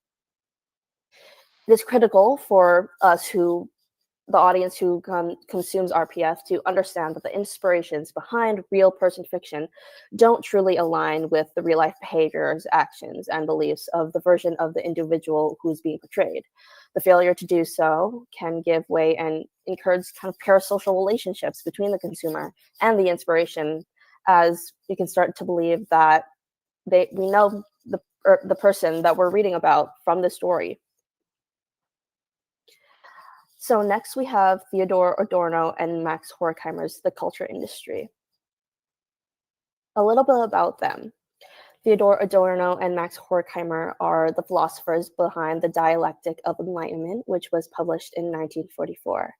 The two were Jewish-German philosophers who focused on social theory and critical philosophy. They were established intellectuals and key figures at the Frankfurt School. But they had to flee, unfortunately, due to the rise of Nazism and fascism. The school was reestablished at Columbia University. They wrote The Culture Industry as kind of a critique to the European tradition of the Enlightenment. Their critique stated that freedom turns into conformity, especially when looking at consumerism and capitalist culture. The Enlightenment kind of discusses the ability of an individual to think critically and by their own agency, but Adorno and Horkheimer state that consumer society has made it so that people are accustomed to and kind of entertained by what they know and therefore will consume the same pieces of media because they are comfortable. Taken directly from their essay, they say that culture today is infecting everything with sameness. Film, radio, and magazines form a system. The industry of film is a private enterprise, but however, the interests and results of productions present a sovereign whole. Although film is funded and produced by independent and private companies, as well as wealthy investors, the projects that are produced reflect the ideas of those who are involved. And by definition, film is purely a capitalist industry. This shows up in franchises such as the Marvel Cinematic Universe, the MCU, and genres of books such as YA fantasy. The movies in the MCU typically follow the same format because movies that make hundreds of $millions, they're expected to follow kind of a format, and they continue to be produced because the audiences enjoy them. The same goes for YA fantasy. There is kind of a format and sort of guide to the genre, but yet hundreds of books that follow the same type of protagonist in different fonts are published every single year. This follows the idea of Adorno and Horkheimer's idea of overwhelming sameness. They say that because societies demand to engage with consumer culture and overwhelming sameness, political agency as a result devolves and no change can be made politically. this sameness and devolvement results in us as the consumer to believe that we're engaging in escapism. In this context, escapism is a fantasy because the media that we are interacting with is ultimately a system that has been set up for us to consume. Since film companies understand their audience and what they expect, nothing new is being created. The meaning of true art in franchises has been lost, and it has been replaced with the eagerness of making profit for those who are involved with film production. So how does this relate to After and the After franchise? So popular film review sites can rate and discuss movies. Film sites such as Letterboxd and Rotten Tomatoes, people have not shown After much grace with ratings or reviews. On Rotten Tomatoes, the first After movie received an 18% score, and on Letterboxd, the movie received an average rating of 1.6 stars on a 5-star scale. There's kind of a consensus with reviews on both sites that the movie portrays kind of an abusive relationship while heavily romanticizing it. There have also been critiques on the acting, the direction, the script, and generally anything that could be critiqued about a movie. The popularity of the After franchise on Wattpad followed into its traditional publication. The books were so successful that Anna Todd landed multiple deals to produce her work into films. However, the release of the first film did not gain positive reviews. And despite the negativity surrounding the first film and books, 4 additional movies following the rest of the series were created after the film's release. So After became a franchise. Taken from the culture industry, films and radio no longer need to present themselves as art. The truth that they are nothing but business is used as an ideology to legitimize the trash they intentionally produce. They call themselves industries, and the published figures for their directors' income quell any doubts about the social necessity of their finished product. So the After franchise has made well over $100 million in profit. It's a clear sign that critique in a private industry such as film does not matter when profit is being made. So Caroline Samoluk, a writer for the Georgetown Voice, wrote a critique piece after watching the first After movie. She wrote, "In these movies, we were not looking for great art or a lesson in morality. We were looking for filth, because filth is entertaining. Like Adorno and Horkheimer have implied in their work, what we perceive as art is no longer such due to the intentions of those who create the media. The purpose of creating low quality and low rated films is to create profit. People go to theaters to hate watch movies such as After because they are entertaining. Cringy, bad movies are not art, they're purely entertainment. Additionally, audiences are dragged into theaters when they hear or read hundreds of reviews calling a movie trashy or terrible because they want to use their own judgment and see the film with their own eyes. In the context of the After series, people are also drawn to theaters because they want to see the portrayal of Harry Styles through Hardin Scott. The reactions are always the same though, like, this is supposed to be Harry Styles? So why is this bad? When films receive overwhelming amounts of negative reviews, it is a telltale sign that films of their likeness should not be made again. However, the profit of these movies overrides all the negativity and encourages filmmakers to produce low-quality films so more money can be cashed into their pockets. There are dozens of examples of franchises with solid fan bases going unfinished because of poor box office performances, such as Divergent. The dedication of fans and audiences do not matter unless those involved in production are getting a massive profit. However, filmmakers are not the only ones at fault. It is the audience as well for entertaining low-quality bad films that are being produced by hate watching them and trying to use their own judgment. The act of watching bad or trashy movies takes away the beauty of filmmaking, and the purpose of art in film. Hate watching movies as a method of escapism produces even more conformity, as Adorno and Horkheimer state. And being accustomed to franchises and continuing to allow them to be created allows us to devolve, unfortunately. They say that not only do hit songs, stars, and soap operas conform to types recurring cyclically as rigid invariants, but the specific content of productions, the seemingly variable element, is itself derived from those types. The details become interchangeable.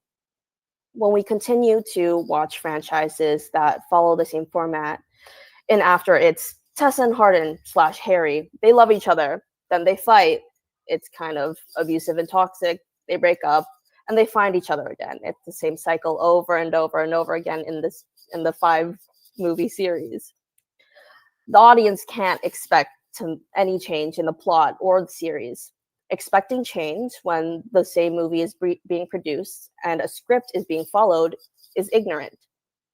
Although the setting of a film may be different in every movie, the format is still the same. You can take a format of each of the books or movies in the after series and find a pattern, essentially. The overall structure of the movies and the films and the books don't change, only the elements within them do. The freedom that we have when choosing to watch these films is us conforming to a system that's been set up, just like Adorno and Horkheimer have stated, within the culture industry. So the After franchise has now come to an end with the production of movies, and unfortunately none of the movies are considered cinema. The books were once a fantasy of a British pop star, but now they are part of a franchise that is overwhelmed with negative reviews. Despite all the films and the name changes, the story will always be traced back to its origins as a fan fiction of a real person.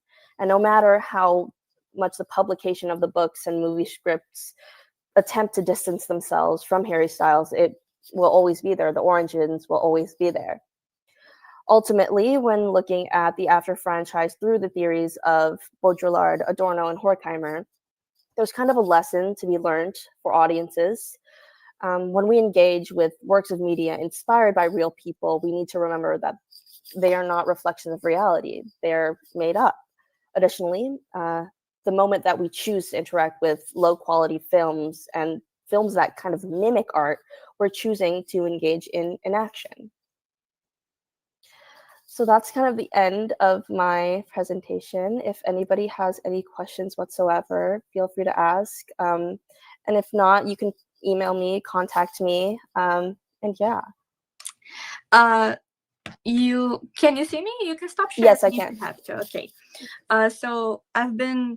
You can see me constantly glancing at my phone because they are talking so much during your presentation. They're debating. You're bringing such interesting topics, and I mean in the research group WhatsApp, we have a group, and we've been gossiping the whole virtual week because you guys bring such interesting topics, and we're talking so much about fan fiction these days in pop culture, in movies and series, and how fan fiction tropes have been slowly showing up more and more in mainstream media. I'm gonna start off the questions.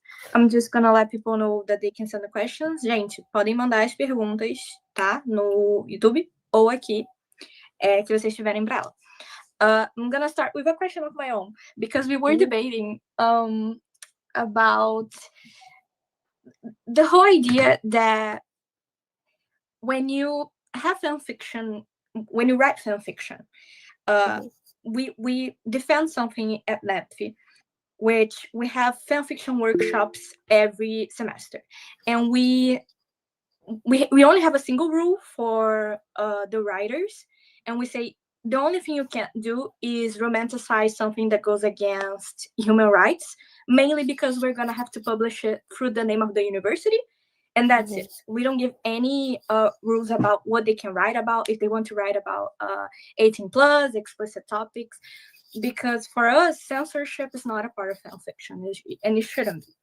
And when you were talking about these movies that impersonate art in a sense, I was thinking that when you're writing fan fiction and it's shitty fan fiction and you're reading something, you're like, this is the most awful thing I've ever read, but I'm gonna read it until the end. I don't even care.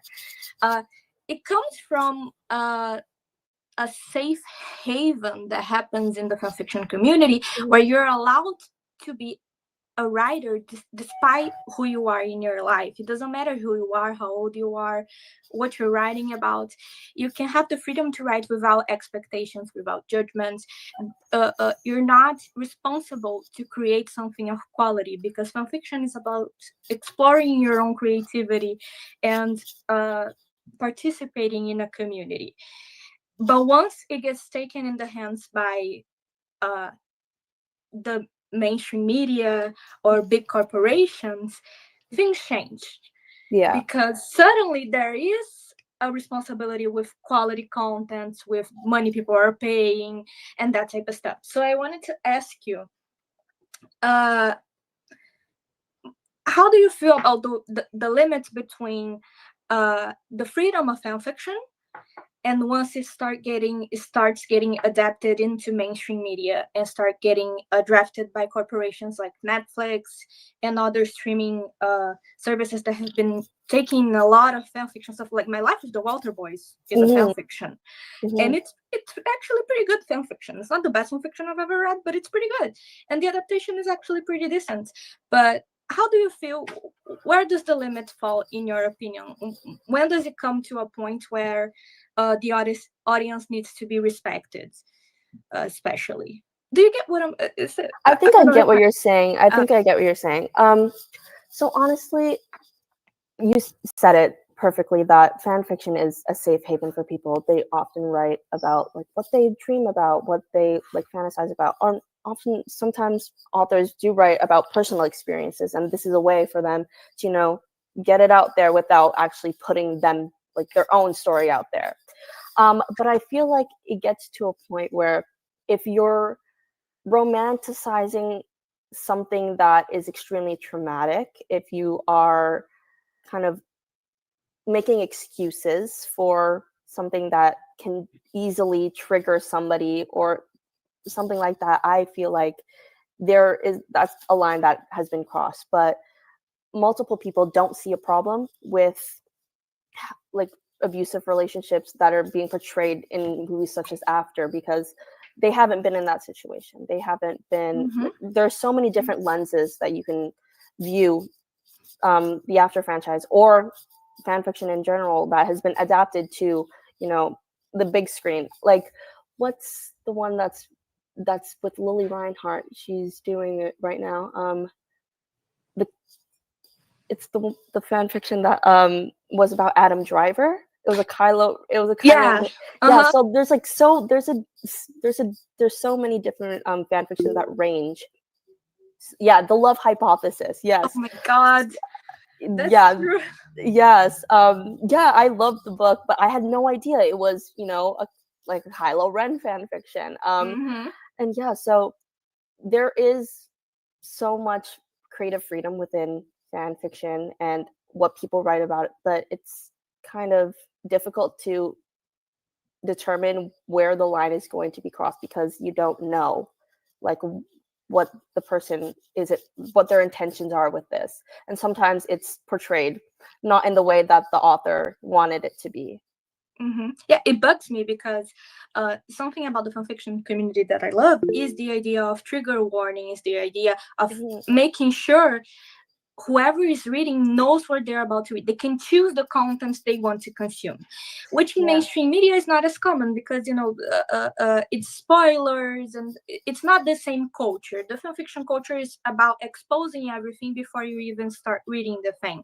And what happens with sensitive topics is that we don't get this type of disclosure.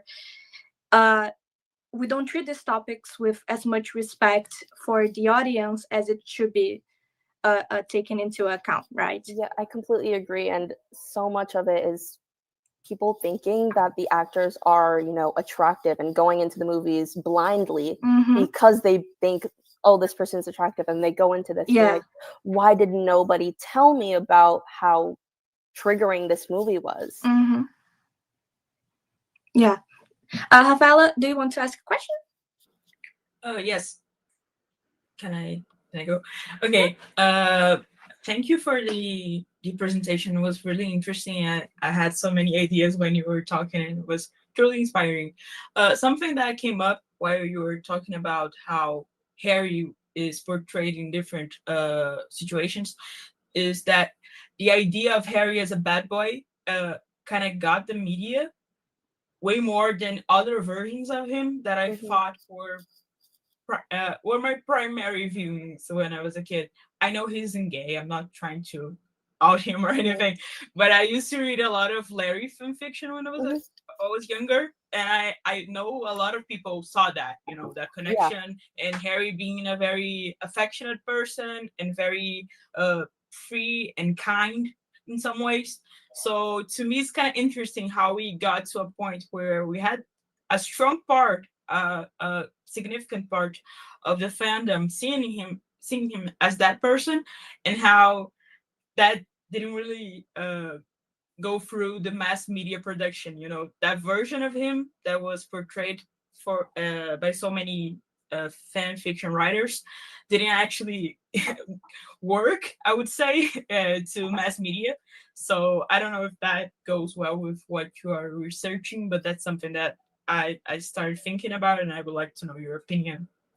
Yeah, no, I completely agree that there's so many different tropes that Harry Styles has been written in. And I know a lot about Larry and how that has it's still a huge part of the One Direction fandom. And I do know of a couple of Larry fan fictions, and they're huge, and I know they're huge within the fandoms of One Direction and Larry. I know I think it's I Sleep Naked. I think that might be one. But yeah, I think it has to do with, it's also another real person that you're shipping with another real person. You don't know the sexualities of these people. So that's kind of a line that's being crossed. And you don't want to, portray that to mass media, because that could be an infringement of privacy for these people. But also at the same time, this heteronormative relationship that is being shown is also a different sort of invasion of privacy. It's also an assumption. Yeah, it is an assumption. Sexuality is Harry Styles has been very open about how he doesn't label himself. So trying to kind of put labels on another person who has not spoken about his sexuality as freely is kind of more difficult. So yeah. Yeah, I mean, the challenges of real person fan fiction are is canon facts? Is that what it is? How do we use facts as canon in fan fiction? That's really interesting topic. We talked about it, I think, on Wednesday. Well, I think we don't have any more questions here, neither on YouTube. Jill, you were so nervous, but you were great. You were great. And like I said, between here and YouTube, you have about 25 to 30 people watching, coming in and out. So around the amount of people I told you. And your presentation is going to get subtitles later, so more people can reach it in Portuguese, and then captions in English for those who need it. And we're trying to get more languages, but it's hard. I wanted to thank you for taking the time to come. It means a lot to us. We're trying to make something special here and start opening doors for the fandom studies at Latin America, and to reach people like you who have been studying, and sometimes it can feel very lonely, I think, in our field. So I think these types of interactions can mean a lot. Everybody loved you. They want to call you back to participate in a debate with us at NEPF, and then it wouldn't be like a virtual week. It would be sometimes we have debates every other week, and we call people to come participate. If you want to come, we can choose a cool topic to discuss, and you can participate if you want. I would absolutely love that. I would love that. Oh, that's great. You can even maybe think about a topic yourself you would like to know, and we can do something. We will contact you we're making sure your social media and your email is getting passed around so people can reach you. And once again, thank you so much. Thank you guys so much. I really appreciate it. Have a good. Thank you guys. Thank you. You were amazing. Thank you so much. Então, assim, galera, a gente tem nossa última apresentação da semana virtual, que eu acho que o tópico é perfeito para ser a nossa última apresentação e combina com tudo que a gente falou por enquanto nessa sessão. Você tá preparada? Beleza. Então, para fechar esse evento, que eu espero que tenha proporcionado para vocês um debate interessante durante a semana, a gente vai ter a Sara Mendonça apresentando Colecionismo no Fandom, que a gente acabou de ter o Jenkins falando um pouquinho de colecionismo, né? Então acho que vai encaixar perfeitamente agora para continuar. Sara, qualquer coisa, só apresentar? Beleza. Boa noite, gente. Conseguem me ver e ouvir direitinho? Beleza. Eu não tô vendo vocês, tá? Só pra eu ter esse feedback, porque eu tô com um fone Bluetooth, então não sei se o áudio tá bom. Queria começar agradecendo vocês, obviamente, por terem escolhido para colocar aqui nesse último dia para fechar o evento. É uma honra e é um prazer estar aqui de novo. Eu vim na segunda-feira e agora a gente vai fazer o encerramento. E eu fiquei muito empolgada com o que o Jenkins falou do livro. Um dos livros vai falar sobre colecionismo. Eu já tô assim, já quero agora. Vai ser super, super interessante para desenvolver a minha tese. Bom, eu vou falar sobre o colecionismo como uma prática informacional no fandom. Essa pesquisa é parte da minha pesquisa de doutorado, é uma parte da minha tese, só que eu vou apresentar o panorama geral, embora o trabalho não esteja finalizado. Vou fazer minha apresentação e começar. Bom, eu sou a Sara, eu sou professora mestre, sou bibliotecária, mestre e doutoranda em Ciência da Informação aqui pela UF. Sou integrante dos grupos Sociedade, Memória e Poder, também da UF, aqui do NEPF e também da rede de pesquisadores de fãs da América Latina. Eu criei um sumário rápido aqui, só para a gente não perder o fio da meada. Então, vou apresentar cada um desses pontos e, no final, eu tenho algumas sugestões de leitura, além das referências. Então, vou falar um pouquinho sobre fandom, sobre as práticas informacionais e sobre o colecionismo. Para iniciar, eu vou apresentar um pouco da minha metodologia e dos meus objetivos. Então, essa pesquisa, ela é uma pesquisa básica, qualitativa e descritiva, em que eu vou usar o método de análise indutivo. Então, basicamente, esse tipo de pesquisa vai buscar aproximar, né, o sujeito e o mundo real, entender essa relação, enquanto o método indutivo, que vai ser o método de análise, vai trabalhar a generalização, e é um dos métodos mais usados para as pesquisas de ciências sociais. Os procedimentos que vão ser empregados são o levantamento bibliográfico, a entrevista e a observação. Eu ainda não planejei exatamente como que vai ser essa entrevista, qual vai ser a amostra, ainda não cheguei nessa parte, eu estou trabalhando um pouco mais na parte teórica.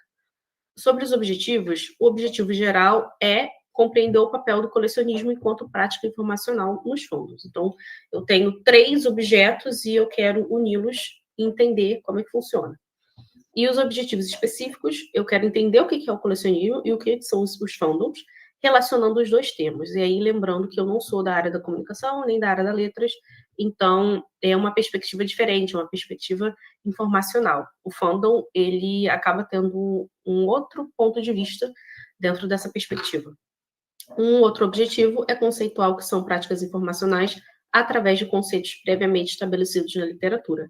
Dentro da ciência da informação, a gente tem uma sub-área, que seria a área de estudos de usuário, que é de onde vem o termo práticas informacionais. Então, eu vou fazer um resgate, um histórico dessa área, para entender também a questão da terminologia, porque existem vários termos diferentes.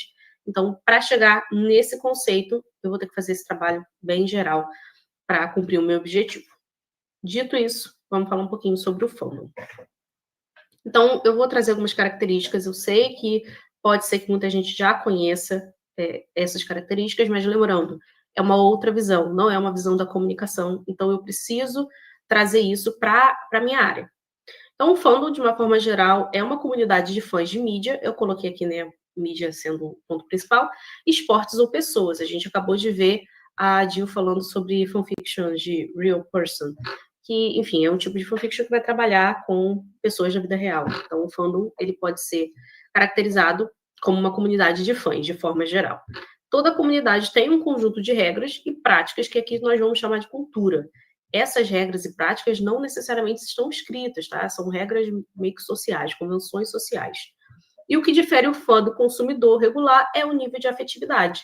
Foi lá o que o Jenkins falou, né, na primeira apresentação. Ele tocou nesse assunto. E eu gosto sempre de dar o exemplo do futebol, porque é um exemplo bem palpável e mais simples de entender para quem não é da área. Uma das características do fandom é a interatividade, que é uma marca da cultura participativa. Então, pensando ali no futebol, eu gosto de trazer essa analogia. Então, você tem a pessoa que assiste esporadicamente o campeonato, né, do time, o time jogar, e você tem a pessoa que é sócio torcedor do clube, tem a camisa autografada, vai em todos os jogos, sabe o nome de todos os jogadores da equipe. Por quê? Essa pessoa ela interage com o objeto, nesse caso, o time. O time de futebol seria o objeto de afeto. Essa pessoa tem uma interatividade, e é isso que vai separar o fã do consumidor regular. E a partir desses elementos, afetividade e interatividade, vão surgir o que nós chamamos aqui de práticas de fãs. Vocês podem encontrar também como fanworks. Existem várias, a gente vai comentar sobre algumas. Então, qual que é a lógica aqui? Eu consumo esse objeto midiático, eu tenho uma conexão afetiva com ele, logo eu desejo interagir com ele. Então, às vezes, a pessoa ela é fã, a gente tem esse lance do fã e do torcedor, né? Então, às vezes, aquela pessoa é fã de um determinado time de futebol ou de algum outro esporte, porque ela herdou isso do pai, do avô, da mãe, e tem essa conexão afetiva, tem as lembranças da infância, de o pai levando para assistir os jogos, ou assistindo os jogos no final de semana em casa. Então, eu tenho essa conexão muito forte, logo eu quero mais daquilo ali, eu quero consumir cada vez mais, eu quero interagir com aquele objeto. O resultado dessas práticas são artefatos culturais que podem vir no formato de textos, obras de arte, coleções, e esse processo que culmina na criação desses artefatos é tanto social quanto informacional. A Dantas, que é uma pesquisadora da ciência da informação, ela vai dizer que toda prática social também é uma prática informacional. Então, são processos que estão conectados, não dá para separar.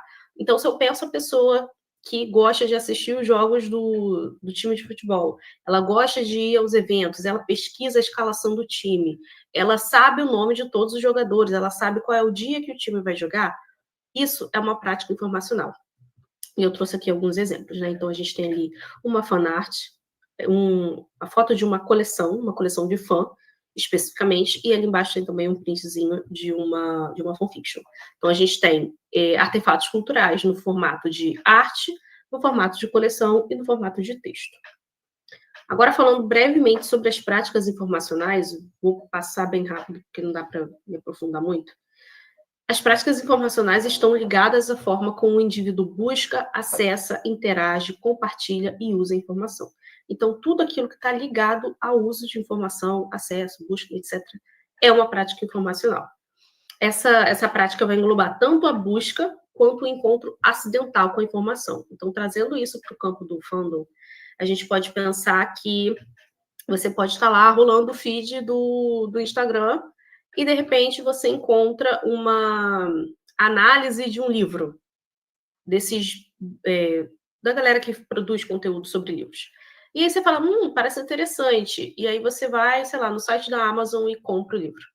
Então você encontra a informação, essa informação chegou para você. E depois você buscou a informação do livro lá na loja e fez a compra. Então a gente tem essa questão da busca e o encontro acidental com a informação. Sendo uma prática social, as práticas informais surgem da interação entre os indivíduos de uma comunidade. Então, a gente já estabeleceu que o fandom é uma comunidade. Dentro dessa comunidade, ocorrem práticas sociais que também são informacionais. Então, não tem como dissociar o fandom das práticas informacionais. Um está ligadinho com o outro. As práticas informacionais surgem dessa necessidade de abarcar os novos contextos que estavam sendo identificados com a abordagem sociocultural dos estudos de usuários. De uma forma bem breve, o que são esses estudos de usuários? Eu preciso mencionar isso para que fique mais fácil de entender. Os estudos de usuário são uma sub-área da biblioteconomia que vai tentar estudar o usuário da biblioteca. Então, a pessoa que vai até a biblioteca e busca um livro, busca uma obra, os bibliotecários passaram a estudar essa pessoa, o comportamento dessas pessoas, para entender como que eles buscam informação. Em um determinado momento surge essa abordagem sociocultural, que vai entender que o pano de fundo da vida daquela pessoa interfere na busca pela informação dela.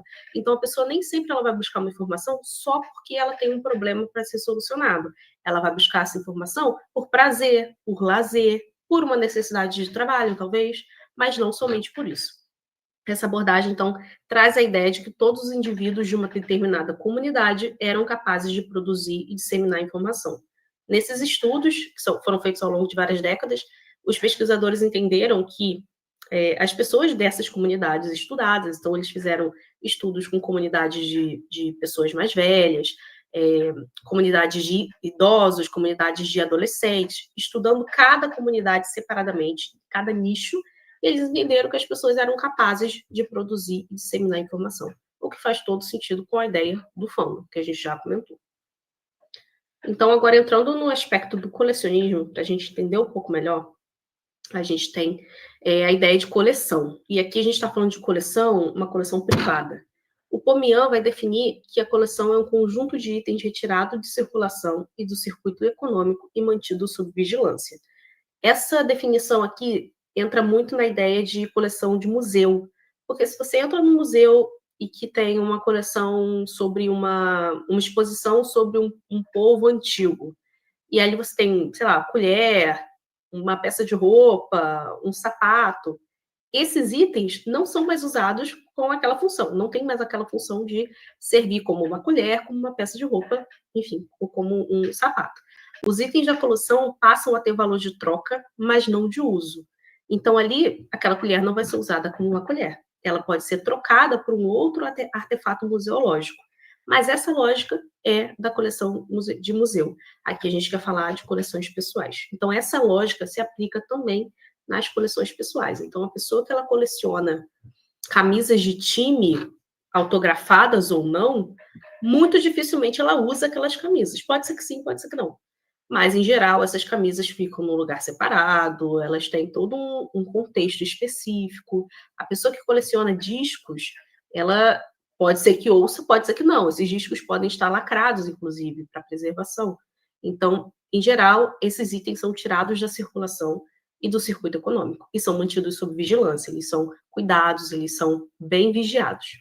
A coleção pode ser entendida como um dispositivo de preservação e ressignificação de lembranças, porque através dela o colecionador conecta-se consigo mesmo, com suas experiências e memórias. Aqui a gente vai falar da coleção como um artefato de memória. Então, se você tem, talvez, uma coleção que você iniciou na infância, na adolescência, ou às vezes até na vida adulta, algum daqueles objetos vai te remeter a algum momento do passado. E aí, aquele objeto passa a ter esse valor simbólico de preservar a memória. Então, você, quando olha para aquele objeto, você se lembra quem te deu, onde você comprou, em qual situação você ganhou aquele objeto, se foi um presente. O significado dos objetos depende da interação entre eles, já que os objetos só farão sentido quando agrupados em uma coleção. Então, você pode ter, principalmente na coleção de fãs, a gente vê isso, diferentes tipos de objetos na mesma coleção. Então, uma coleção de fã não necessariamente vai ter só CD, não vai ter só livro, não vai ter só camiseta. Pode ser que tenha vários desses artefatos. E esses artefatos só fazem sentido agrupados. Por quê? E só vai fazer sentido para a pessoa que está colecionando. Para quem está de fora, ela vai olhar e falar, uai, o que tem uma colher e uma xícara aqui? E para quem está de fora não vai fazer sentido, mas para quem está dentro, o colecionador entende. Aquela colher é porque é a colher que ela comeu no restaurante no dia tal. Ou aquela caneca porque é a caneca que ela tomou café ou que ela ganhou de presente. Enfim, a lógica é muito pessoal aqui. O colecionismo pode surgir na infância e na adolescência ou a partir de outros estímulos, como uma viagem ou um presente recebido. É bem comum que o colecionismo comece nessa primeira infância e na adolescência, mas aí geralmente as pessoas não têm condições financeiras de manter mesmo. O colecionismo acaba sendo um hobby meio caro, dependendo do tipo de objeto. a ser colecionado, e aí a pessoa depois desenvolve esse hobby na vida adulta. Ou ele pode iniciar a partir de estímulos externos. Então, a pessoa foi fazer uma viagem e comprou um souvenir, e a partir daí ela desenvolve uma coleção de chaveiro, de imã de geladeira, de cartão postal. Ou ela recebeu um presente, gostou muito, e fala, agora eu quero ter vários. E vai criando ali a sua própria coleção. A economia afetiva surge como uma teoria do marketing que busca entender o processo emocional por trás da tomada de decisão do consumidor.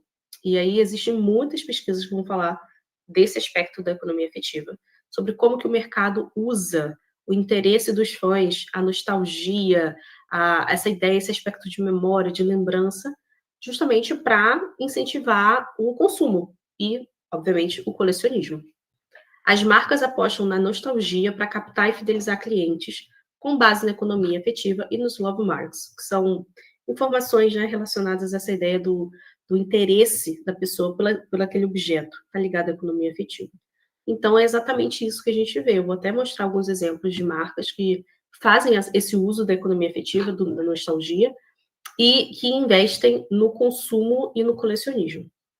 Dentro do fandom, os objetos são elevados ao nível de sagrado, assim como os rituais que envolvem a coleção. Algumas pesquisas mostram que os colecionadores eles têm essa relação com a coleção, ela é tão delicada que as pessoas desenvolvem rituais. Então, tem uma ordem para limpar aqueles objetos, ou tem uma ordem para ouvir aqueles discos, ou tudo precisa ser feito daquela forma. E aí, cada pessoa age de um jeito. Tem gente que vai esconder a coleção. Aquela coleção é privada, só ela pode ter acesso. Tem gente que vai mostrar, vai exibir. Então, a pessoa vai na tua casa, você fala, olha, quer ver minha coleção de discos? Quer ver minha coleção de carrinhos, de boneca? Enfim, o que seja. Então, cada pessoa é de um jeito, mas, em geral, existe essa característica de sagrado. Esse objeto, ele é muito íntimo, muito pessoal, ninguém pode tocar, ele é quase que uma coisa divina, tem um caráter sagrado. E quais são os requisitos para formar uma coleção, né? Então, pensando aqui uma coleção pessoal, uma coleção de fã, sem os critérios da coleção de museu. Então, a gente tem 2 princípios básicos. É necessário que essa coleção tenha mais de um objeto, né? Então, não dá para ter coleção de um objeto só, precisa ser mais de um. E que esses objetos sejam dotados de significação simbólica e histórica para o colecionador. Porque lembrar a lógica é pessoal. Somente o colecionador vai entender a lógica daquela coleção. Então, é necessário que aquele objeto remeta àquela pessoa a alguma questão simbólica ou histórica da vida dela. Então, é um presente que eu ganhei da minha amiga quando eu era criança, e aí eu juntei vários presentes. Ou é um sapato que eu comprei com o meu primeiro salário, e aí a pessoa desenvolve uma coleção de sapatos. É necessário que tenha essa questão da significação simbólica e histórica. E é necessário que esses objetos, quando estiverem, né, reunidos nessa coleção, é necessário que haja uma correlação que permita ao possuidor, ou seja, ao dono dessa coleção, promover uma reconstrução temporal dos fatos ou acontecimentos que o cercaram, por terem sido estabelecidos como operadores de memórias. Então, é parecido com o ponto 1. É preciso que a relação entre esses objetos e a relação com o colecionador faça essa reconstrução temporal, de olhar para o objeto e falar, esse aqui eu ganhei quando eu fiz 10 anos. Esse aqui eu comprei no meu aniversário de 15 anos. Porque os objetos passam a ser operadores de memórias. A memória não está no objeto, a memória está na pessoa. Mas é a relação entre a pessoa e o objeto que vai ter esse caráter de memória. A pessoa vai lembrar, vai resgatar a memória a partir do contato com o objeto. Então, para formar uma coleção pessoal, é necessário que esses 2 pontos sejam observados.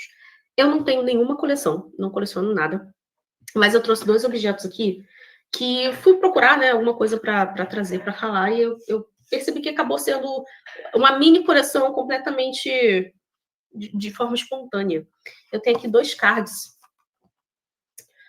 Não sei se dá para ver direitinho, acho que dá para ver direitinho. E que, pensando nessa ideia, eu tenho mais de um objeto que tem uma significação simbólica e histórica. Esses cards aqui são, na verdade, são como é que fala isso? São cards de apresentação do Teatro Municipal do Rio de Janeiro. Eu geralmente vou ao teatro assistir, esses aqui são do balé. Eu vou assistir as apresentações de balé e eles geralmente entregam esse material. Aqui atrás tem um QR Code para você ler as informações da peça, ver sobre o elenco, etc. e tal. Só que eu sempre esqueço de pegar, porque eu já chego no teatro na hora da apresentação. Mas eu cheguei cedo, e aí lá na entrada eles estavam oferecendo. E aí, qual que é a questão? Esses dois objetos aqui têm uma significação simbólica. Eles representam o espetáculo que estava sendo exibido nos dias que eu fui ao teatro. E histórica. Isso aqui tem a data. Então, aqui ele não dá, acho que não dá para ver, não dá. Mas ele fala exatamente quando que ocorreu. Quando que esse espetáculo ocorreu? Aqui na frente ele fala, temporada 2025. Esse aqui é de 2025 também, mas não fala. Então, ele traz essa significação simbólica e histórica. E quando eu coloco esses dois objetos juntos, eles têm o poder de fazer essa reconstrução temporal. Por quê? Esse daqui eu fui assistir no mês do meu aniversário. Esse aqui é o do Lago dos Cisnes. Então eu lembro, não lembro exatamente do dia que foi, mas eu lembro do momento, eu lembro da primeira vez que eu fui assistir esse espetáculo. Também foi no mês do meu aniversário, é sempre em maio. Esse aqui eu fui assistir mês passado. Esse espetáculo eu nunca tinha visto. Foi um dia que eu estava meio que à toa em casa, eu já tinha comprado o ingresso e fui. Então, esses objetos dentro da coleção, se eu tivesse outros, né, faria ainda mais sentido. Mas dentro dessa mini coleção, eles fazem uma reconstrução temporal dos fatos e dos acontecimentos que o cercaram. Então, nesse dia aqui, eu sei que eu estava usando uma calça, foi uma calça nova que eu comprei. Então, faz sentido isso, resgata a minha memória, eles atuam como operadores de memória. E assim seria com qualquer tipo de coleção, de qualquer tipo de objeto. Seguindo aqui, deixa eu beber uma água. Belk vai afirmar que o colecionismo é o processo de adquirir coisas de forma afetiva, seletiva e apaixonada. Então, não é acumulação. Não é chegar lá e comprar tudo e botar tudo dentro de uma caixa. É um processo. Então, a pessoa que coleciona algo, ela passa por um processo. Ela entra em vários sites, ela participa de leilão, ela vê se ela já tem um objeto igual, parecido, para compor aquela coleção. Então, é um processo muito delicado e apaixonado. Tem essa questão da afetividade, porque a gente já estabeleceu que o que separa o fã do consumidor regular é a afetividade. A memória se alimenta de lembranças, é o que diz o Noah. Logo, o colecionismo serve como um suporte da memória, porque aí a gente pensa que não é possível lembrar de absolutamente tudo que a gente vive. A gente tem recortes dessa memória. A memória ela é fragmentada, o Noah também fala. A memória é fragmentada. Então, como que a gente completa essa memória? A partir de objetos. Então, se eu não consigo lembrar de tudo, eu não lembro exatamente, sei lá, do nome, não lembro do rosto da pessoa que estava sentada do meu lado no dia que eu fui assistir esse espetáculo. Mas eu lembro que eu estava usando uma calça que eu tinha acabado de comprar. Então, o colecionismo, a coleção e os objetos servem como suporte dessa memória, que é falha, que é fragmentada, que vai mudando ao longo do tempo, mas que pode ser completada, não é exatamente esse termo, né? Mas pode tentar, existe essa tentativa de tentar completar a memória, esses gaps, através das lembranças, né? Através do colecionismo. E dentro desse processo do fã e do colecionador, o indivíduo passa por um processo de identificação. Primeiro ele se identifica como fã, ele primeiro precisa aceitar que ele é fã, que às vezes ele fala assim, não, eu só gosto um pouquinho, mas não sou fã não.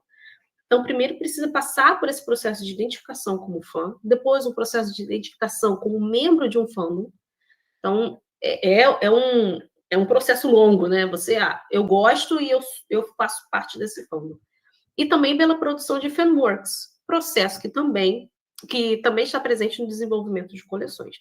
Então, não é todo fã que vai produzir fanfiction, que vai produzir fanart, que vai produzir textos, né? Pode ser uma resenha, pode ser artigos num blog, não é todo mundo que vai produzir isso. E algumas pessoas vão produzir coleções. O passado do colecionador é reconstruído e revisitado através da coleção, reforçando essa questão da identidade. Então, a gente falou ali, né, que muitas vezes a pessoa desenvolve uma coleção durante a infância e adolescência. Por quê? O período de infância e adolescência é o período que a pessoa está se desenvolvendo, está se descobrindo, e é ali que surgem os interesses primários. E muitas das vezes a pessoa desenvolve um afeto, se torna fã de algo ali pela adolescência, e isso vai acompanhando ela pela vida inteira, porque ela passou pelo processo de identificação como um fã. Então a pessoa tem 30, 40, 50 anos e ainda é fã daquele objeto. E aí o que ela faz? Ela faz uma coleção. E aí ela consegue revisitar o próprio passado. Porque ela olha para aquele disco e fala, ai, quando saiu esse CD, eu tinha tantos anos, e aí eu fui no show, e eu dancei. E porque quando saiu esse filme, foi o ano que meu filho nasceu. Então, a identidade da pessoa, ela é reconstruída e reforçada através da coleção. Colecionar representa a extensão do self, a extensão de si mesmo. A pessoa se vê nos objetos, o que se conecta com a perspectiva de identidade. Então, a gente sempre volta nessa questão da identidade. Por quê? Se eu me reconheço como fã, eu me reconheço dentro daquele fandom, eu entendo que a coleção é uma parte de mim, porque tem um pouco de mim nela. Porque fui eu que selecionei aqueles objetos só fazem sentido para mim, só tem a minha lógica. Então, essa coleção, ela é uma extensão de mim mesma. Tem gente que, inclusive, não deixa outras pessoas verem sua coleção, não deixa tocar, não empresta. E aí, todo tipo de coleção, inclusive coleção bibliográfica, né? Quando a gente tem coleção de livros. Coleção de livros é mais comum, enfim. Mas tem gente que não empresta livro, não deixa ver, não deixa mexer, porque tem essa questão de ser uma parte dela, é como se você estivesse emprestando uma parte sua para outra pessoa. É através da conexão com o self que entendemos a dinâmica do colecionismo e as razões por trás dele. Poder, prestígio e controle. Então, se a gente pensa no mundo de 2025, que está tudo tão maluco, a gente vive um período de policrise, o que eu consigo controlar? Os objetos que eu compro, que eu coleciono. Sou eu que seleciono, compro, monto, limpo, organizo. Isso me dá um senso de poder. E dentro do fandom existe a questão do prestígio. A pessoa, o fã que tem uma coleção enorme, que tem vários discos, e aí tem CD autografado, e tem todos os livros, edição de colecionador, ele tem uma distinção dentro desse fandom. Ele é visto como uma pessoa de prestígio. Às vezes é só uma pessoa com dinheiro e acesso. Mas existe essa vertente. O colecionismo no fandom é uma perpétua tentativa de aproximação através da aquisição de objetos que acionam a memória como um processo comunicativo, cultural e informacional. Então, é aquela lógica. Eu não posso ter aquele artista na minha casa. Não posso contratar a pessoa para vir fazer um show na minha casa. Então, o que eu faço? Eu compro CD, eu compro revista, eu compro livro, eu compro tudo aquilo que me aproxima do meu objeto. Porque a coleção é uma extensão de mim. Eu entendo que eu sou fã daquilo, aquilo é parte de quem eu sou. Então, eu coloco uma parte de mim naquilo. É sempre essa tentativa de aproximação. Eu estou tentando ficar o mais próximo possível daquele artista, daquele objeto, daquela mídia. E aí eu tenho objetos, um conjunto de objetos que acionam a minha memória, que fazem a correlação entre passado e presente. Bom, falando nisso, vou mostrar algumas marcas que se valem dessa perspectiva do colecionismo para incentivar um pouco de consumo, né? Que é sempre bom no mercado. No primeiro caso, a gente tem a Hello Kitty. Esse ano a Hello Kitty está fazendo 50 anos. E do ano passado para cá, a gente viu um boom de qualquer lugar que você vai, tem algum objeto da Hello Kitty. Primeira imagem lá em cima é um banner do site da Bruna Tavares. Para quem não conhece, Bruna Tavares é uma grande influenciadora de maquiagem, tem uma marca de maquiagem há muitos anos. E ela lançou uma coleção com parceria, né, com a Hello Kitty. Depois, ali embaixo, a gente vê o cartaz de propaganda do aniversário de 50 anos da Hello Kitty com o McDonald's. É até bem recente, eu acho que chegou agora no Brasil, já foi um pouco... Começou um pouco antes lá fora, chegou agora aqui. Então, eles estavam oferecendo as miniaturas da Hello Kitty no brinde de McLanche Feliz, e fizeram também algumas sobremesas diferentes. Só botaram um negócio rosa e falaram que é da Hello Kitty. Depois a gente vê essa imagem de uma modelo usando uma camiseta, essa imagem é da Renner. Então tem ali, se você pesquisar na barra de pesquisa do site da Renner, Hello Kitty tem uma coleção imensa de produtos que não são infantis. Tem sim peça para criança, mas a maioria é peça para adulto. Então a gente pega na nostalgia. Né? Aquela criança que era fã hoje cresceu e ela pode consumir. Então, a gente vai fazer esse marketing, a economia afetiva com essa pessoa. E, por último, a gente vê ali esse bonequinho, o Funko Pop. Esse estava lá na Amazon, também da Hello Kitty. Não tinha só dela, tinha de todos os personagens do universo dela, né? Enfim, os outros personagens. Próximo aqui, a gente tem o Stitch. Ninguém tá aguentando mais ver isso aqui. Em todo lugar que você vai na rua, você tá vendo isso. Deu uma segurada agora. Acho que foi no março, abril, que saiu o live action de Lilo e Stitch. E, novamente, a gente vê esse movimento do mercado tentando pegar pela nostalgia. O filme original, acho que saiu há pouco mais de 20 anos, ou pouco menos. Uma média aí de 20 anos atrás saiu o primeiro filme, e agora fizeram a versão de live action. E, de repente, o mundo todo virou o mundo do Stitch. Todo lugar que você ia, você via. A primeira imagem é uma camiseta também da Renner, uma coleção extensa de produtos relacionados ao Stitch. Depois a gente tem esses chinelos da Havaianas, e não é chinelo de criança, tá? Isso aí é tamanho adulto. Depois a gente vê também os brindes do McDonald's. Eu não sei se esse chegou no Brasil, essa imagem é de fora do Brasil, eu não sei se chegou a ter o brinde do Stitch aqui. E, por último, a gente tem ali a imagem do site da Phuket, que é uma loja de pijama, de meia, não sei, roupa de baixo, não sei como é que chama. E a gente tem aí o pijama também para adulto. Tinha pijama para a família inteira, né? Mãe, pai, crianças, enfim. E, por último, mais não menos importante, quando a gente fala de estudos de fãs, colecionismo e fanfiction e tudo, Harry Potter. Então, a primeira imagem que a gente tem aí é uma coleção de maquiagem super recente, eu acho que saiu no início do ano, ou no final de 24, da marca Quem Disse Berenice. Então, é uma coleção não só de maquiagem, mas também tem itens de skincare. Depois a gente vê lá em cima uma bolsa, tipo essa bolsa carteiro, da Imaginarium, que sempre foi uma marca que pegou muito essa questão da nostalgia e do fã. A Imaginarium sempre teve coleções temáticas. Embaixo, a gente tem a foto de uma caneca, que é de uma loja específica, especializada em itens do Harry Potter, é o Shop Harry Potter. Lá em cima temos um caderno, que é da... eu esqueci de botar o nome. Esse caderno era da... não, tá ali, Calunga. Tá sendo vendido pela Calunga, mas é de outra marca, né? De outra empresa. E ali embaixo a gente tem uma camiseta da Riachuelo. Riachuelo, inclusive, tem essa... acho que dá para chamar de submarca, que é o Fan Lab. Se vocês pesquisarem dentro do site da Riachuelo, é uma coleção gigante só de itens temáticos de fandom. E são peças que vocês não veem nas lojas do shopping. Então, a Riachuelo lançou essa marca dentro da marca de itens específicos para fãs. E é bem caro. Mas, enfim, é uma opção. Para finalizar, a gente tem também fotos das coleções das integrantes aqui do NEPF. Então, essa primeira coleção é da Rafaela. Ela mandou essas imagens. Então, a gente tem ali Funko Pop, temos... acho que são DVDs no fundo de uma das imagens. Tem também alguns livros e pins, né? Vários pins, broches. E também a coleção da Natália, nossa coordenadora. A gente tem ali alguns discos. Ela, inclusive, falou para mim que eles estão lacrados. Então, vai até aquela ideia, né? Volta aquela ideia de sagrado. Eles estão lacrados, nunca foram abertos, justamente para proteger esses objetos e evitar a deteriorização, enfim. Aqui na imagem do centro, a gente tem o binder, não sei como é que fala, que são esses álbuns, dá para chamar de álbum? Ai, não sei. Dos photocardzinhos, e tá ali todo organizadinho, todo catalogadinho.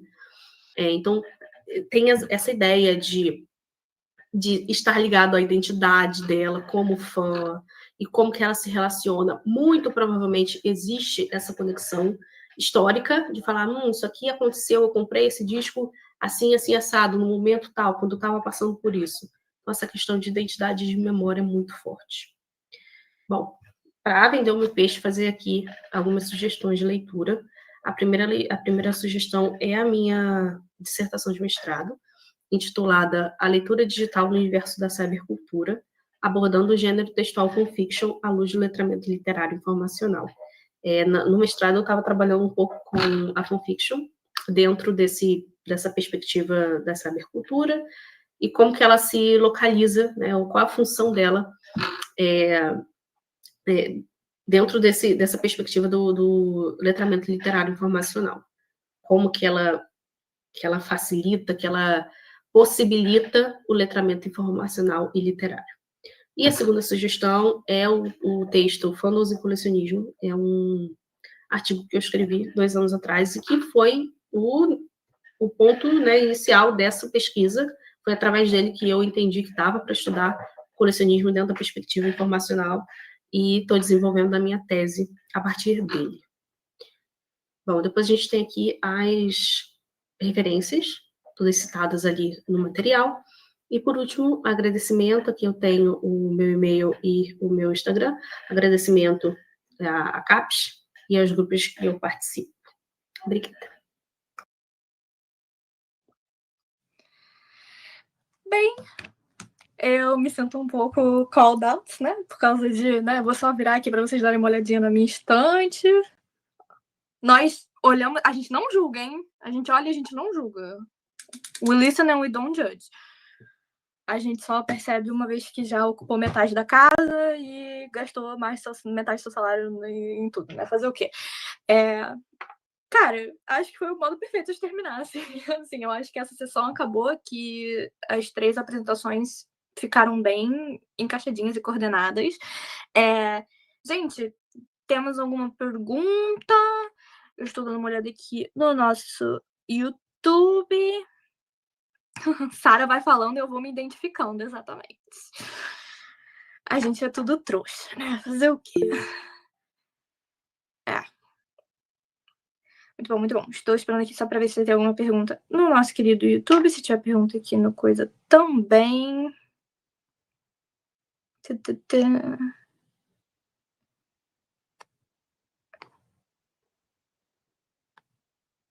Tá ótimo. Se não tiver nenhuma pergunta, gente,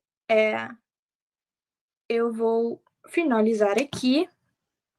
Eu acho que a gente terminou de uma ótima forma, porque eu acho que a cultura de...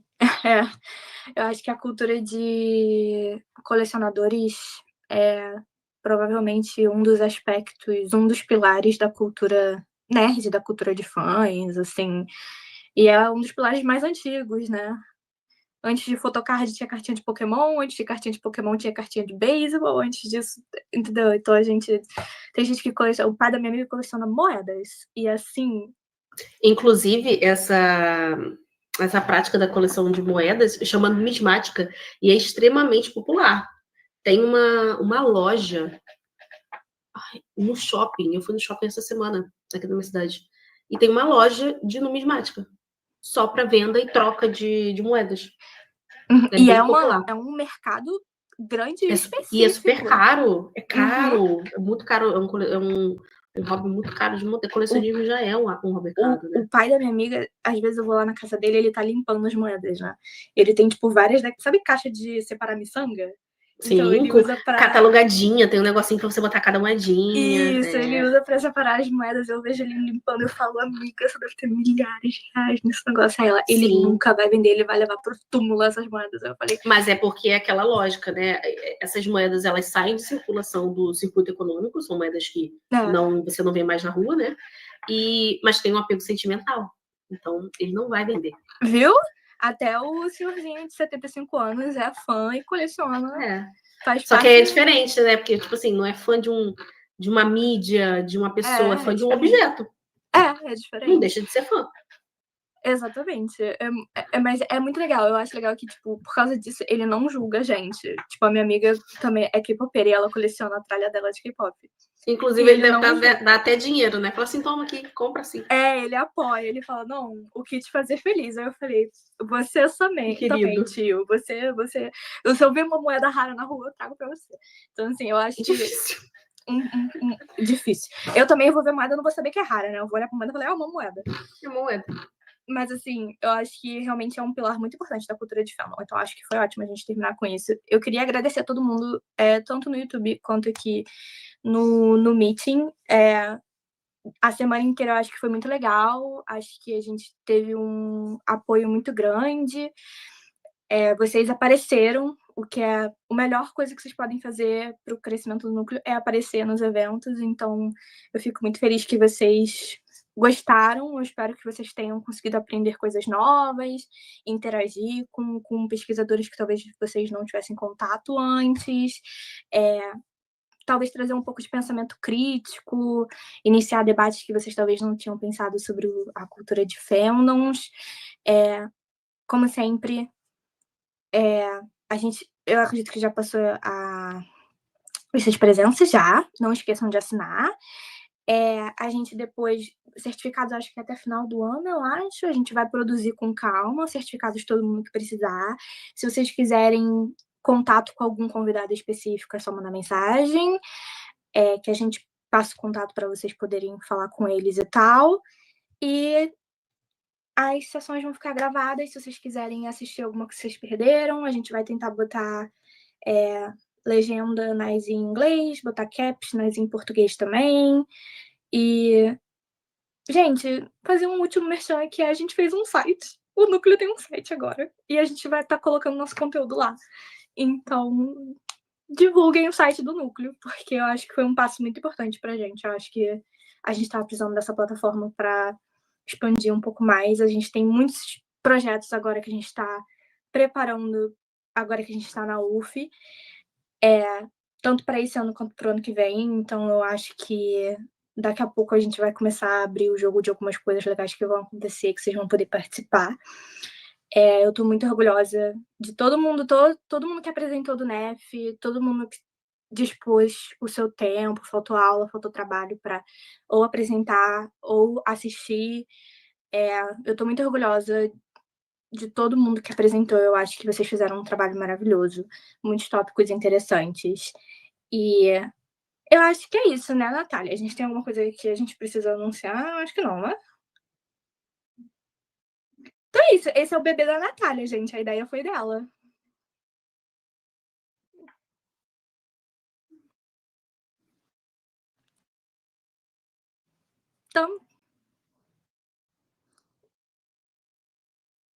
Então, em nome da Natália, pra galera do YouTube, ela está muito feliz. Foi ela que criou. E ela é demais. Eu acho que ela está satisfeita. Nós estamos com certeza satisfeitos. Não vai ser uma coisa que a gente vai conseguir fazer todo ano, porque é muito trabalho, mas com certeza vai ser recorrente até certo ponto. Então, eu acho que é isso, gente. Muito obrigada pela participação. E acabou a semana virtual. Espero que tenha sido legal e divertido. Tchau, tchau.